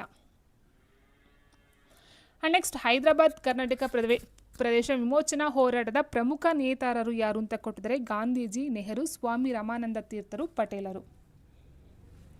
ಆನ್ಸರ್ ಆಪ್ಷನ್ ಸಿ, ಸ್ವಾಮಿ ರಾಮಾನಂದ ತೀರ್ಥರು. ನಿಜಾಮರ ಖಾಸಗಿ ಸೈನ್ಯದ ಹೆಸರೇನು ಅಂತ ಕೇಳಿದರೆ, ಈ ಒಂದು ಹೈದರಾಬಾದ್ ನಿಜಾಮರು ಇದ್ರಲ್ವಾ, ಸೊ ಅವರ ಒಂದು ಸೈನ್ಯ ಇತ್ತು. ಆ ಸೈನ್ಯದ ಹೆಸರನ್ನು ಏನಂತ ಇಟ್ಕೊಂಡಿದ್ರು? ಸಿಪಾಯಿಗಳು, ರಜಾಕಾರರು, ಪಠಾಣರು, ರೋಹಿಲರು. ಸೊ ಸರಿಯಾದಂಥ ಒಂದು ಉತ್ತರ ಆಪ್ಷನ್ ಬಿ, ರಜಾಕಾರರು ಅಂತ ಕರಿತಾ ಇದ್ರು. ಆನ್ಸರ್ ಆಪ್ಷನ್ ಬಿ ಆಗಿರುತ್ತೆ. ನೆಕ್ಸ್ಟ್ ಹೈದರಾಬಾದ್ ನಿಜಾಮ ಸಂಸ್ಥಾನವನ್ನು ಭಾರತ ಗಣರಾಜ್ಯದಲ್ಲಿ ಯಾವ ದಿನಾಂಕದಂದು ವಿಲೀನಗೊಳಿಸಲಾಯಿತು? ಸೊ ಆಲ್ರೆಡಿ ಹೇಳಿದರೆ 1948 ಬರುತ್ತೆ ಸ್ನೇಹಿತರೆ ಅಲ್ವಾ. 1948 ಸೆಪ್ಟೆಂಬರ್ 17ರಂದು. ಆಪ್ಷನ್ ಸಿ, ಸೆಪ್ಟೆಂಬರ್ 17, 1948ರಂದು ಭಾರತ ಗಣರಾಜ್ಯದಲ್ಲಿ ವಿಲೀನವನ್ನು ಆಗ್ತಕ್ಕಂಥದ್ದು ಆಗಿರುತ್ತೆ. ಇನ್ನು ನೆಕ್ಸ್ಟ್ ನಾವು ನೋಡ್ತಾ ಹೋದರೆ 98ನೇ ಸಾಂವಿಧಾನಿಕ ತಿದ್ದುಪಡಿಯನ್ನು ಯಾವ ವರ್ಷದಲ್ಲಿ ತರಲಾಯಿತು ಅಂತ ಕೇಳಿದರೆ, ನೋಡಿ 98ನೇ ಸಾಂವಿಧಾನಿಕ ತಿದ್ದುಪಡಿ ಏನರ ಬಗ್ಗೆ ಹೇಳುತ್ತೆ ಅಂತ ಹೇಳೋದಾದರೆ, ಈ ಒಂದು ಹೈದರಾಬಾದ್ ಏನಿದೆಯೋ ಕಲಬುರಗಿ ಸೈಡು, ಸೊ ಅದಕ್ಕೆ ಸಂಬಂಧಪಟ್ಟಂಥ ಒಂದು ಶಿಕ್ಷಣ ಮತ್ತು ಉದ್ಯೋಗದಲ್ಲಿ ಹೈದರಾಬಾದ್ ಜನರಿಗೆ ಪ್ರಾತಿನಿಧ್ಯವನ್ನು ಕೊಡುವಂತಹ ಒಂದು ಹೊಸ ಸಬಲೀಕರಣವನ್ನು ಜಾರಿಗೆ ತರ್ತಕ್ಕಂಥದ್ದು ಈ ಒಂದು 98ನೇ ತಿದ್ದುಪಡಿಯಲ್ಲಿ ಸೇರಿಸ್ತಕ್ಕಂಥದ್ದು ಆಗಿರುತ್ತೆ. ಇದನ್ನು 2012ರಲ್ಲಿ ಜಾರಿ ಮಾಡ್ತಕ್ಕಂಥದ್ದು ಆಗಿರುತ್ತೆ. Option B 2012ರಲ್ಲಿ. ಸೊ ಮೇಯ್ನಾಗಿ ಏನಾಗುತ್ತೆ, ಇಲ್ಲಿ ಉದ್ಯೋಗ ಮತ್ತು ಶಿಕ್ಷಣದಲ್ಲಿ ಹೊಸ ಒಂದು ಪ್ರಾತಿನಿಧ್ಯನ ಕೊಡ್ತಕ್ಕಂಥದ್ದು ಇದರ ಪ್ರಮುಖ ಉದ್ದೇಶ ಆಗಿರುತ್ತೆ. ನೆಕ್ಸ್ಟ್ ಇಲ್ಲಿ ಇನ್ನೊಂದು ಪಾಯಿಂಟ್ ಏನಂತ ಹೇಳಿದರೆ, ಕಲ್ಯಾಣ ಕರ್ನಾಟಕಕ್ಕಾಗೂ ಸಹ ಡಿವೈಡ್ ಮಾಡ್ತಾ ಹೋಗ್ತಾರೆ.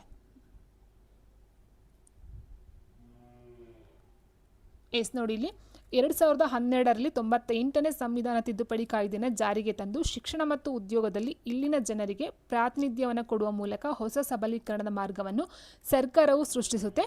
ಪ್ರಸ್ತುತ ಈ ವಿಭಾಗವನ್ನು ಕಲ್ಯಾಣ ಕರ್ನಾಟಕ KK ಅಂತ ಹೇಳ್ತೀವಿ, ಕಲ್ಯಾಣ ಕರ್ನಾಟಕ ಪ್ರದೇಶವೆಂದು ಕರೆಯಲಾಗುತ್ತಿದೆ. ಹೈದರಾಬಾದ್ ಏನು ಬರುತ್ತೋ ಸೊ ಆ ಸೈಡು ಅಥವಾ ಇದು ಕಲಬುರಗಿ.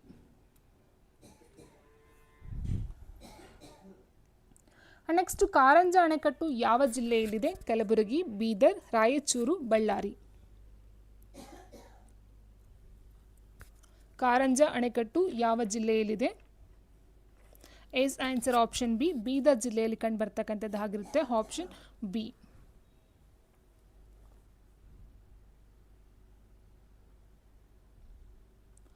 ನೆಕ್ಸ್ಟ್ ಕೊಪ್ಪಳ ಮತ್ತು ರಾಯಚೂರು ಜಿಲ್ಲೆಗಳಲ್ಲಿ ಪ್ರಮುಖವಾಗಿ ಬೆಳೆಯುವ ಬೆಳೆ ಯಾವುದು?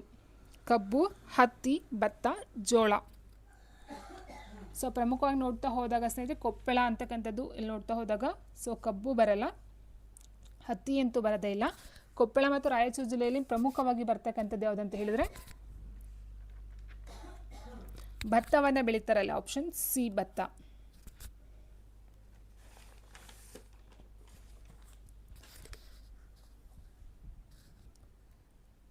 ನೆಕ್ಸ್ಟು ಕಲಬುರಗಿ ವಿಭಾಗದಲ್ಲಿ ಅತಿ ಹೆಚ್ಚು ವಿಸ್ತಾರವಾದ ಅರಣ್ಯ ಪ್ರದೇಶವನ್ನು ಹೊಂದಿರುವ ಜಿಲ್ಲೆ ಯಾವುದು ಅಂತ ಕೇಳಿದರೆ ಸೊ ಕಲಬುರಗಿಲಿ ಮೇಯ್ನಾಗಿ ನೋಡ್ತಾ ಹೋದಾಗ 7 ಜಿಲ್ಲೆಗಳನ್ನು ನೋಡ್ತಾ ಹೋಗ್ತೀವಿ. ಸೊ ಅದರಲ್ಲಿ ಅತಿ ವಿಸ್ತಾರವಾದಂಥ ಅರಣ್ಯ ಪ್ರದೇಶವನ್ನು ಹೊಂದಿರುವ ಜಿಲ್ಲೆ ಯಾವುದು?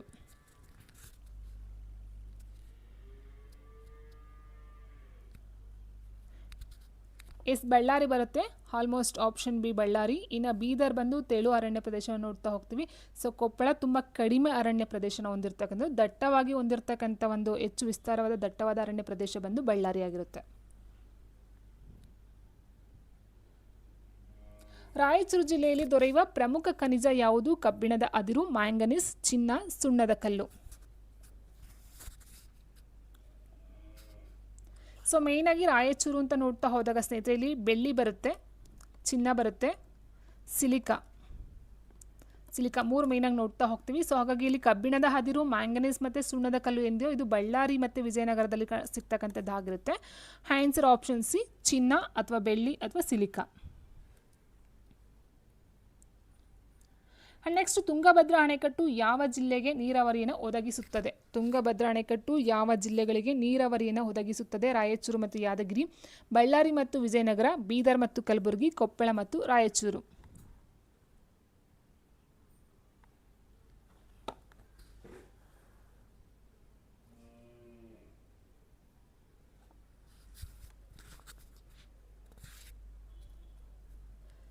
ಎಸ್ ಬಳ್ಳಾರಿ ಮತ್ತು ವಿಜಯನಗರ ಬರ್ತಾ ಹೋಗುತ್ತೆ. ತುಂಗಭದ್ರಾ ಅಣೆಕಟ್ಟು ನೋಡ್ತಾ ಹೋದಾಗ ಸ್ನೇಹಿತರೆ ಇಲ್ಲಿ ಬಳ್ಳಾರಿ ಮತ್ತು ವಿಜಯನಗರ ಬಂದು ತುಂಗಭದ್ರಾ ಆಗಿರುತ್ತೆ. ಕೃಷ್ಣ ಬರುತ್ತೆ, ಕೃಷ್ಣ ಬಂದು ರಾಯಚೂರು ಮತ್ತು ಯಾದಗಿರಿ ಬರುತ್ತೆ, ಕೃಷ್ಣಾ ನದಿ ಇಲ್ಲಿ ಬರ್ತಕ್ಕಂಥದ್ದು. ಆ್ಯಂಡ್ ಬೀದರ್ ಮೇಯ್ನಾಗಿ ಕಾರಂಜಿ ನೋಡ್ತಾ ಹೋಗ್ತೀವಿ. ಸೊ ಹಾಗಾಗಿ ಆನ್ಸರ್ ಆಪ್ಷನ್ ಬಿ ಬಳ್ಳಾರಿ ಮತ್ತು ವಿಜಯನಗರ ತುಂಗಭದ್ರಾ ಅಣೆಕಟ್ಟು ನೀರನ್ನು ಒದಗಿಸ್ತಕ್ಕಂಥದ್ದು ಆಗಿರುತ್ತೆ.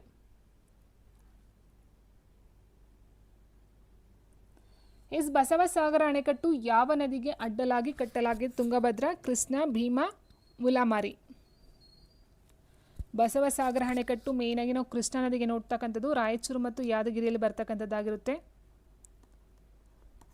ಸೊ ಕೃಷ್ಣಾ ನದಿಗೆ ಅಡ್ಡಲಾಗಿ ಕಟ್ಟಿರ್ತಕ್ಕಂಥ ಅಣೆಕಟ್ಟು ಬಸವಸಾಗರ ಅಣೆಕಟ್ಟು.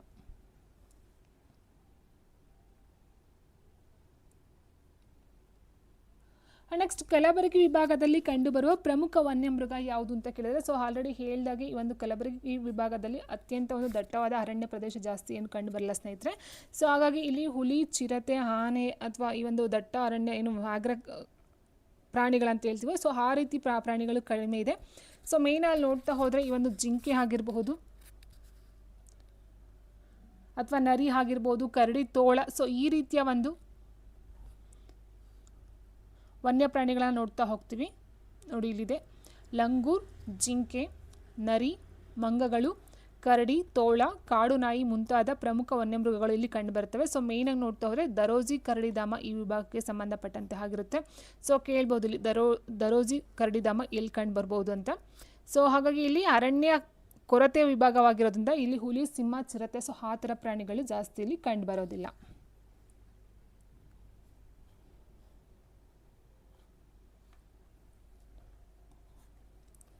ನೆಕ್ಸ್ಟು ಕಲಬುರಗಿ ವಿಭಾಗದ ಜನರ ಮುಖ್ಯ ಉದ್ಯೋಗ ಯಾವುದು ಅಂತ ಕೇಳಿದರೆ ಕೈಗಾರಿಕೆ, ವ್ಯಾಪಾರ, ಒಕ್ಕಲುತನ, ಗಣಿಗಾರಿಕೆ.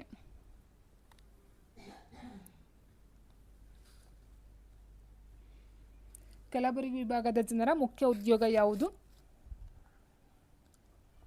ಸೊ ಆನ್ಸರ್ ಆಪ್ಷನ್ ಸಿ ಒಕ್ಕಲುತನ ಆಗುತ್ತೆ. ಸೊ ಒಕ್ಕಲುತನ ಅಂತ ಹೇಳಿದ್ರೆ ಇಲ್ಲಿ ಕೃಷಿ ವ್ಯವಸಾಯ ಅಂತಲೇ ಹೇಳ್ಬಹುದು ಸ್ನೇಹಿತರೆ.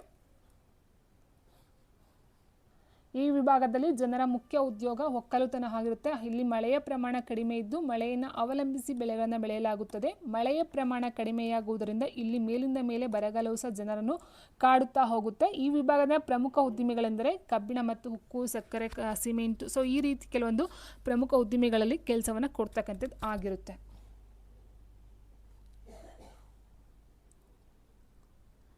ನೆಕ್ಸ್ಟ್ ಬಳ್ಳಾರಿ ಜಿಲ್ಲೆಯಲ್ಲಿರುವ ಬೃಹತ್ ಉದ್ದಿಮೆ ಯಾವುದು ಅಂತ ಕೇಳಿದರೆ ಸಿಮೆಂಟ್ ಕಾರ್ಖಾನೆ, ಸಕ್ಕರೆ, ಕಬ್ಬಿಣ ಮತ್ತು ಉಕ್ಕು ಕಾರ್ಖಾನೆ, ಶಾಖೋತ್ಪನ್ನ, ವಿದ್ಯುತ್ ಕೇಂದ್ರ.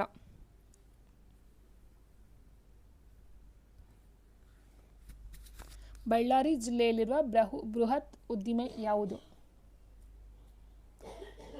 ಬಳ್ಳಾರಿ ನೋಡ್ತಾ ಹೋದಾಗ ಸ್ನೇಹಿತರೆ ಮೇನೆ ಕಬ್ಬಿಣ ಮತ್ತು ಉಕ್ಕಿನ ಕಾರ್ಖಾನೆ ನೋಡ್ತಾ ಹೋಗ್ತೀವಿ. ಆಪ್ಷನ್ ಸಿ ಆಗಿರುತ್ತೆ. ಇನ್ನು ಯಾದಗಿರಿ ಮತ್ತು ಕಲಬುರಗಿಲಿ ನೋಡ್ತಾ ಹೋದಾಗ ಈ ಒಂದು ಸಿಮೆಂಟ್ ಕಾರ್ಖಾನೆ ನೋಡ್ತಾ ಹೋಗ್ತೀವಿ. ಆ್ಯಂಡ್ ಇಲ್ಲಿ ಮೇಯ್ನಾಗಿ ನೋಡ್ತಾ ಹೋದಾಗ ಬೀದರಲ್ಲಿ ಬಿದರಿ ಕಲೆ ನೋಡ್ತಾ ಹೋಗ್ತೀವಿ. ವೆರಿ ಫೇಮಸ್ಸು, ತುಂಬ ಸಲ ಕ್ವೆಶ್ಚನ್ ಅದು ಸಹ ರಿಪೀಟ್ ಆಗಿದೆ ನೋಡಿ. ಬಿದರಿ ಕಲೆಯಲ್ಲಿ ಬೀದರ್ ಜಿಲ್ಲೆಯಲ್ಲಿ ಪ್ರಸಿದ್ಧವಾಗಿರುವ ಕಲೆ ಯಾವುದು? ಚಿತ್ರಕಲೆ, ಬಿದರಿ ಕಲೆ, ಕಸೂತಿ ಕಲೆ, ಮರದ ಕೆತ್ತನೆ. Important question. ಬೀದರ್ ಜಿಲ್ಲೆಯಲ್ಲಿ ಪ್ರಸಿದ್ಧವಾಗಿರುವ ಕಲೆ ಆಪ್ಷನ್ ಬಿ ಬಿದರಿ ಕಲೆ.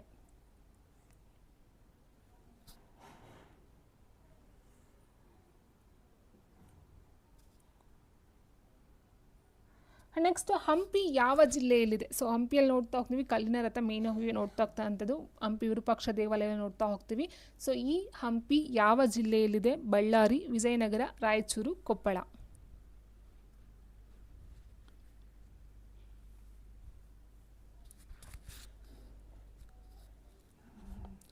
ಸರಿಯಾದ ಉತ್ತರ ಆಪ್ಷನ್ ಎ ಬಳ್ಳಾರಿ.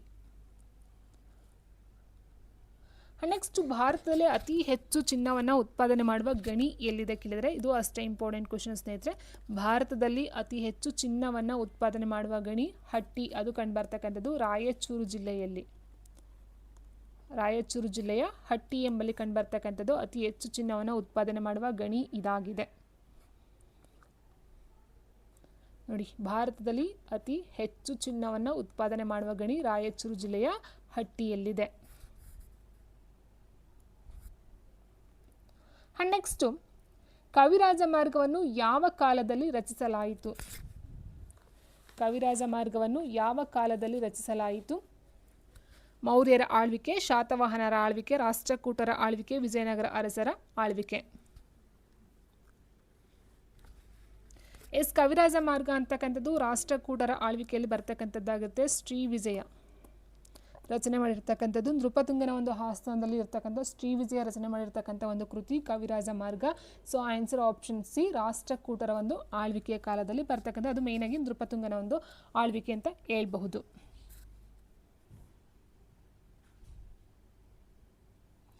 ನೆಕ್ಸ್ಟ್ ಆದಿಕವಿ ಪಂಪನು ರಚಿಸಿದ ಕಾವ್ಯ ಯಾವುದು? ಶಬ್ದಮಣಿ ದರ್ಪಣ, ವಿಕ್ರಮಾರ್ಜುನ ವಿಜಯ, ಕವಿರಾಜ ಮಾರ್ಗ, ಗದಾಯುದ್ಧ.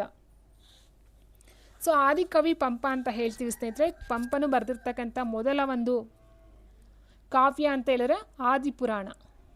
ಆದಿಪುರಾಣ ಕನ್ನಡದ ಮೊಟ್ಟ ಮೊದಲ ಕಾವ್ಯ ಆಗಿರುತ್ತೆ. ಸೊ ಈ ಒಂದು ಆದಿಪುರಾಣವನ್ನು ಬರೆದಿರ್ತಕ್ಕಂಥದ್ದು ಪಂಪನೇ ಆಗಿರ್ತಾರೆ. ಸೊ ಅದರ ಜೊತೆಗೆ ವಿಕ್ರಮಾರ್ಜುನ ವಿಜಯ ಅಂತಕ್ಕಂಥ ಒಂದು ಕಾವ್ಯ ಕೃತಿಯನ್ನು ಸಹ ರಚನೆ ಮಾಡಿರ್ತಕ್ಕಂಥದ್ದು ಪಂಪ. ಇನ್ನು ಶಬ್ದಮಣಿ ದರ್ಪಣ ಬಂದು ಕೇಶಿರಾಜ, ಕನ್ನಡದ ವ್ಯಾಕರಣ ಮೊಟ್ಟ ಮೊದಲ ವ್ಯಾಕರಣ ಕೃತಿ ಶಬ್ದಮಣಿ ದರ್ಪಣ ಬಂದು ಕೇಶಿರಾಜ ಬರೆದಿರ್ತಕ್ಕಂಥದ್ದು. ಕವಿರಾಜ ಮಾರ್ಗ ಬಂದು ಶ್ರೀ ವಿಜಯ.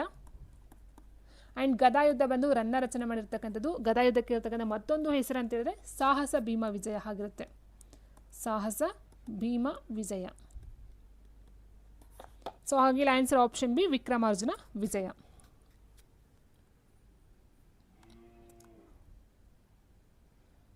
ನೆಕ್ಸ್ಟ್ ಕನ್ನಡದ ಪ್ರಥಮ ವ್ಯಾಕರಣ ಗ್ರಂಥ ಯಾವುದು? ಕವಿರಾಜ ಮಾರ್ಗ, ವಿಕ್ರಮಾರ್ಜುನ ವಿಜಯ, ಶಬ್ದಮಣಿ ದರ್ಪಣ, ಗದಾಯುದ್ಧ. ಕನ್ನಡದ ಪ್ರಥಮ ವ್ಯಾಕರಣ ಗ್ರಂಥ ಕೇಶಿರಾಜನು ರಚನೆ ಮಾಡಿರ್ತಕ್ಕಂಥ ಶಬ್ದಮಣಿ ದರ್ಪಣ, option C.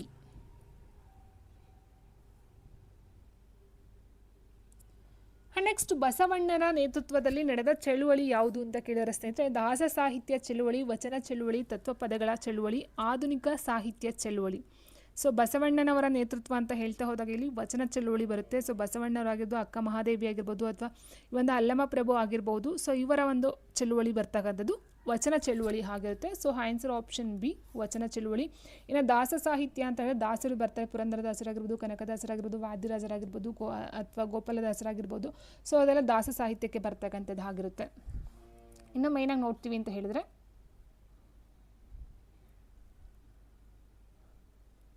S Basavanna, Allamaprabhu, ಅಕ್ಕ ಮಹಾದೇವಿ, ಜೇಡರ್ ದಾಸಿಮಯ್ಯ, ಸಿದ್ದರಾಮ ಮುಂತಾದ ಶಿವಶರಣರು ಸಿದ್ಧಿ ಸಾಧನೆ ಮಾಡಿದ ಕಾರ್ಯಕ್ಷೇತ್ರ ಕಲಬುರಗಿ ವಿಭಾಗ. ಸೊ ಹಾಗಾಗಿ ಅದನ್ನು ನಾವು ಅಲ್ಲಿ ವಚನ ಸಾಹಿತ್ಯಕ್ಕೆ ತಗೊಳ್ತಾ ಹೋಗ್ತೀವಿ. ಇನ್ನು ದಾಸ ಸಾಹಿತ್ಯ ಅಂತ ಹೇಳ್ತಾ ಹೋದಾಗ ನೋಡಿ ಇಲ್ಲಿ ಬರ್ತಾರೆ ಪುರಂದರದಾಸರಾಗಿರ್ಬೋದು, ಕನಕದಾಸರು, ರಾಘವೇಂದ್ರ ತೀರ್ಥರು ಮುಂತಾದರು ಕೀರ್ತನೆಗಳನ್ನು ರಚನೆ ಮಾಡ್ತಕ್ಕಂಥದ್ದು. ಸೊ ಮೇಯ್ನಾಗಿ ಇಲ್ಲಿ ಕೀರ್ತನೆ ಬರುತ್ತೆ ಮತ್ತು ಸುಳಾದಿ ಅಂತ ಹೇಳ್ತೀವಿ. ಸೊ ಸುಳಾದಿ ಕೀರ್ತನೆ ಮೇಯ್ನಾಗಿ ನೋಡ್ತಾ ಹೋಗ್ತೀವಿ ಒಂದು ದಾಸ ಸಾಹಿತ್ಯದಲ್ಲಿ. ಆ್ಯಂಡ್ ನೆಕ್ಸ್ಟು ಪುರಂದರದಾಸರು ಮತ್ತು ಕನಕದಾಸರು ಯಾವ ಸಾಹಿತ್ಯ ಪ್ರಕಾರಕ್ಕೆ ಸಂಬಂಧಿಸಿದ್ದಾರೆ ಅಂತ ಹೇಳಿದ್ರೆ ಅದು ದಾಸ ಸಾಹಿತ್ಯ ಆಗಿರುತ್ತೆ. ಇನ್ನು ತತ್ವಪದ ಅಂದರೆ ಏನು ಅಂತ ನೀವು ಕೇಳೋದಾದ್ರೆ ಸ್ನೇಹಿತರೆ ನೋಡಿ,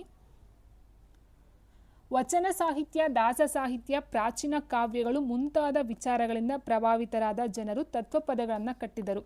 ಸೊ ಜನಪದ ಕಲಾವಿದರು, ಸಾಧು ಸಂತರು, ಫಕೀರರು ಕಟ್ಟಿದ ಹಾಡುಗಳನ್ನು ತತ್ವಪದಗಳು ಎಂದು ಕರೆಯಲಾಗುತ್ತದೆ. ಸೊ ಈ ಒಂದು ತತ್ವಪದಗಳು 18 ಮತ್ತು 19ನೇ ಶತಮಾನದಲ್ಲಿ ಅನೇಕ ತತ್ವಪದಕಾರರು ಲಿಂಗ ಅಸಮಾನತೆಯ ವಿರುದ್ಧ, ಅಸ್ಪೃಶ್ಯತೆಯ ವಿರುದ್ಧ, ಸುಳ್ಳು ಹೇಳುವುದರ ವಿರುದ್ಧ, ಹಣ ಸಂಪಾದನೆ ವಿರುದ್ಧ ತಮ್ಮ ಪದಗಳಲ್ಲಿ ವ್ಯಂಗ್ಯವನ್ನು ಹಾಡಿದ್ದಾರೆ. ಅದಕ್ಕೆ ಎಕ್ಸಾಂಪಲ್ ನೋಡ್ತಾ ಹೋದಾಗ ಚೆನ್ನೂರ ಜಲಾಲ ಸಾಬ್, ಹನುಮಂತವ್ವ ಮುಂತಾದವರು ತತ್ವಪದಗಳನ್ನು ರಚನೆ ಮಾಡ್ತಕ್ಕಂಥದ್ದು ಆಗಿರುತ್ತೆ. ಓಕೆ, ಸೊ ಅನೇಕ ಅನಕ್ಷರಸ್ಥರು ಸಹ ಈ ಒಂದು ತತ್ವಪದಗಳನ್ನು ಕಟ್ಟಿ ಹಾಡಿದ್ದಾರೆ.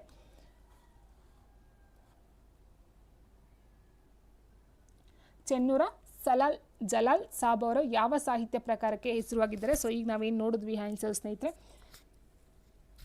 ತತ್ವಪದಕ್ಕೆ ಸಂಬಂಧಪಟ್ಟಂಥವರು. ನೆಕ್ಸ್ಟ್ ಸಿದ್ದಯ್ಯ ಪುರಾಣಿಕ ಅವರು ಯಾವ ಕ್ಷೇತ್ರಕ್ಕೆ ಸಂಬಂಧಿಸಿದ್ದಾರೆ ಅಂತ ಕೇಳಿದ್ರೆ, ಸೊ ಸಿದ್ದಯ್ಯ ಪುರಾಣಿಕರವರನ್ನು ನೋಡ್ತಾ ಹೋದಾಗ ಇವರ ಒಂದು ಕಾವ್ಯನಾಮ ಕಾವ್ಯಾನಂದ ಆಗಿರುತ್ತೆ. ಸೊ ಇವರು ಸಾಹಿತ್ಯಕ್ಕೆ ಸಂಬಂಧಪಟ್ಟಂಥವರು. Option C.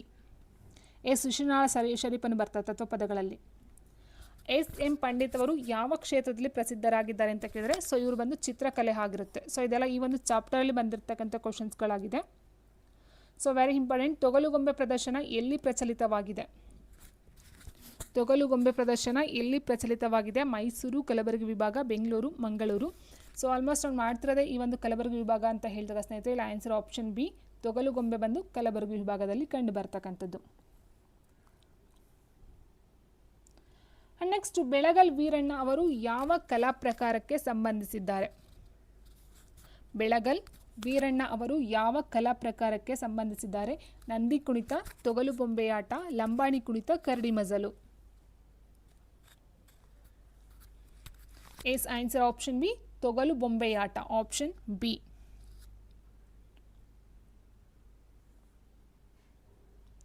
ನೆಕ್ಸ್ಟ್ ಬಿದರಿ ಕಲೆ ಯಾವ ಜಿಲ್ಲೆಯಲ್ಲಿ ಪ್ರಸಿದ್ಧವಾಗಿದೆ ಅಂತ ಹೇಳಿದ್ರೆ ಆಪ್ಷನ್ ಸಿ, ಬೀದರ್ಗೆ ಸಂಬಂಧಪಟ್ಟಂತೆ ಆಗಿರುತ್ತೆ.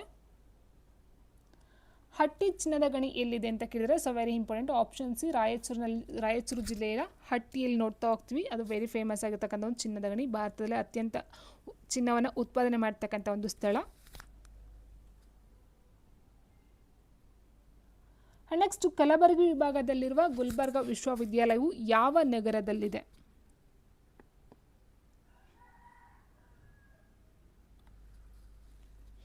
ಕಲಬುರಗಿ ವಿಭಾಗದಲ್ಲಿರುವ ಗುಲ್ಬರ್ಗಾ ವಿಶ್ವವಿದ್ಯಾಲಯವು ಯಾವ ನಗರದಲ್ಲಿದೆ? ರಾಯಚೂರು, ಬಳ್ಳಾರಿ, ಕಲಬುರಗಿ, ಬೀದರ್.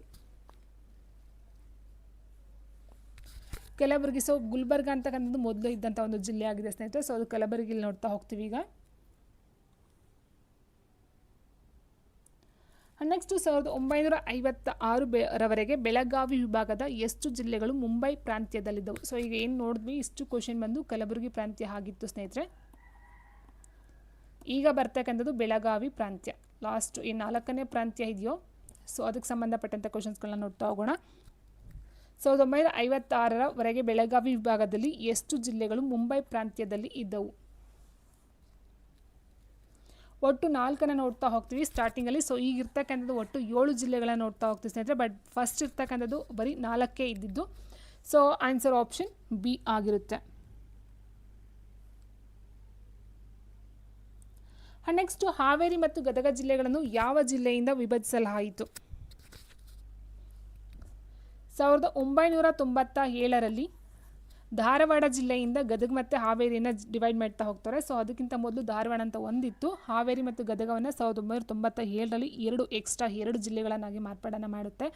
ಅದಾದ ನಂತರ ಬಿಜಾಪುರವನ್ನು ಬಾಗಲಕೋಟೆ ಅಂತ ಮಾಡ್ತಾರೆ, ಬಾಗಲಕೋಟೆ. ಸೊ ಹಾಗಾಗಿ ಇಲ್ಲೇನಾಗುತ್ತೆ, ಫಸ್ಟ್ 4 ಇದ್ದಿದ್ದು, ಫಸ್ಟ್ 4 ಯಾವುದು, ಧಾರವಾಡ ಇತ್ತು, ಬಿಜಾಪುರ ಇತ್ತು, ಆ್ಯಂಡ್ ಉತ್ತರ ಕನ್ನಡ ಜಿಲ್ಲೆ ಇತ್ತು, ಬೆಳಗಾವಿ ಇತ್ತು. ಅದರ ಜೊತೆಗೆ ಹಾವೇರಿ, ಗದಗ ಮತ್ತು ಬಾಗಲಕೋಟೆ, ಒಟ್ಟು 7 ಜಿಲ್ಲೆಗಳು ಈಗ ಇರ್ತಕ್ಕಂಥದ್ದು. ನೆಕ್ಸ್ಟ್, ಬಾಗಲಕೋಟೆ ಜಿಲ್ಲೆಯನ್ನು ಯಾವ ಜಿಲ್ಲೆಯಿಂದ ವಿಭಜಿಸಲಾಯಿತು? ಬೆಳಗಾವಿ, ಧಾರವಾಡ, ವಿಜಯಪುರ, ಗದಗ ಅಂತ ಕೊಟ್ಟಿದ್ದಾರೆ. ಸೊ ಬಾಗಲಕೋಟೆಯನ್ನು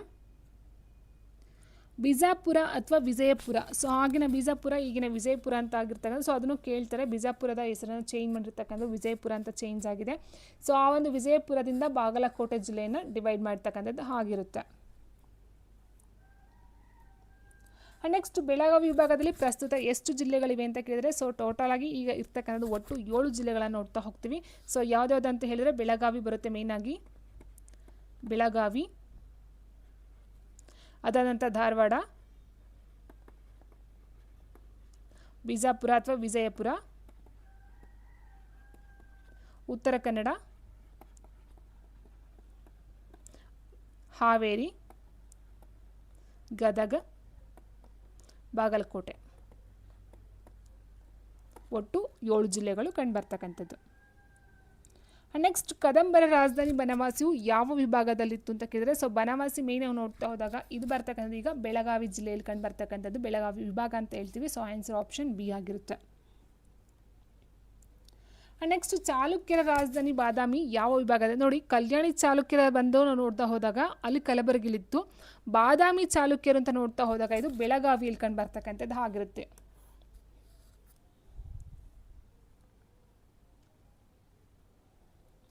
ವಿಶ್ವ ಪ್ರಸಿದ್ಧ ದೇವಾಲಯಗಳು ಬೆಳಗಾವಿ ವಿಭಾಗದ ಯಾವ ಸ್ಥಳಗಳಲ್ಲಿವೆ? ವಿಶ್ವ ಪ್ರಸಿದ್ಧ ದೇವಾಲಯಗಳು ಬೆಳಗಾವಿಯ ವಿಭಾಗದ ಯಾವ ಸ್ಥಳಗಳಲ್ಲಿದ್ದಾವೆ? ಸೊ ನೋಡಿ ಸ್ನೇಹಿತರೆ, ಹಂಪಿ ಬಂದು ಬಳ್ಳಾರಿಲಿ ಬರುತ್ತೆ ಆಯಿತಾ. ಬಳ್ಳಾರಿ ಅಂತಕ್ಕಂಥದ್ದು ಈ ಒಂದು ಬೆಳಗಾವಿ ಇದಕ್ಕೆ ಬರೋದಿಲ್ಲ. ಸೊ ಹಾಗಾಗಿ ಅದು ತಪ್ಪಾಗುತ್ತೆ. ಇನ್ನು ಮೇಲೆ ಯಾವುದಲ್ಲ. ಸೊ ಆನ್ಸರ್ ಆಪ್ಷನ್ ಬಿ, ಬಾದಾಮಿ, ಪಟ್ಟದಕಲ್ಲು ಮತ್ತು ಐಹೊಳೆ.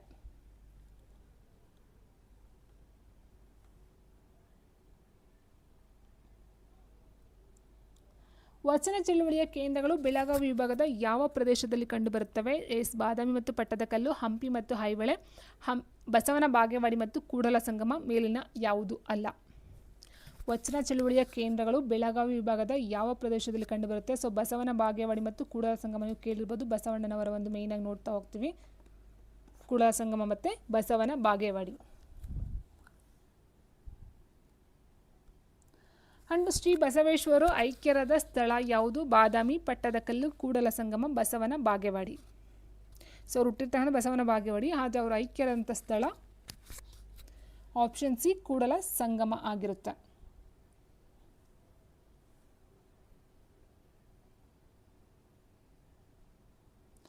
ನೆಕ್ಸ್ಟು, ಬೆಳಗಾವಿ ವಿಭಾಗದ ಪ್ರಸಿದ್ಧ ಪ್ರೇಕ್ಷಣೀಯ ಸ್ಥಳಗಳು ಯಾವುವು? ಗೋಲಗುಮ್ಮಟ ಮತ್ತು ಹಂಪಿ. ಸೊ ಹಂಪಿ ಬರೋದಿಲ್ಲ ಸ್ನೇಹಿತರೆ, ಯಾಕಂದರೆ ಬಳ್ಳಾರಿಲಿ ಬರ್ತಕ್ಕಂಥದ್ದು. ಮೈಸೂರು ಅರಮನೆ ಮತ್ತು ಚಾಮುಂಡಿ ಬೆಟ್ಟ ಬಂದು ಮೈಸೂರು ವಿಭಾಗಕ್ಕೆ ಬರ್ತಕ್ಕಂಥದ್ದು ಆಗಿರುತ್ತೆ. ಸೊ ಆಪ್ಷನ್ ಬಿ ಏನಿದೆಯೋ ಗೋಲಗುಮ್ಮಟ ಮತ್ತು ಯಲ್ಲಮ್ಮ ದೇವಾಲಯ ಅಂತಕ್ಕಂಥದ್ದು ಈ ಒಂದು ಬೆಳಗಾವಿ ಜಿಲ್ಲೆಗೆ ಸಂಬಂಧಪಟ್ಟಂಥ ಪ್ರೇಕ್ಷಣೀಯ ಸ್ಥಳಗಳಾಗಿರುತ್ತೆ.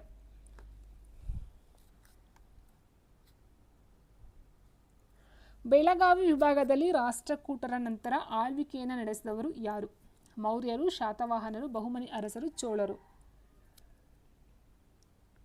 ನೋಡಿ, ಶಾತವಾಹನರು ಮತ್ತು ಮೌರ್ಯರು ಜೊತೆಯಲ್ಲಿಯೇ ಈ ಒಂದು ಆಳ್ವಿಕೆನ ಸ್ಟಾರ್ಟಿಂಗಲ್ಲಿ ಮಾಡ್ತಕ್ಕಂಥದ್ದು ಆಗಿರುತ್ತೆ.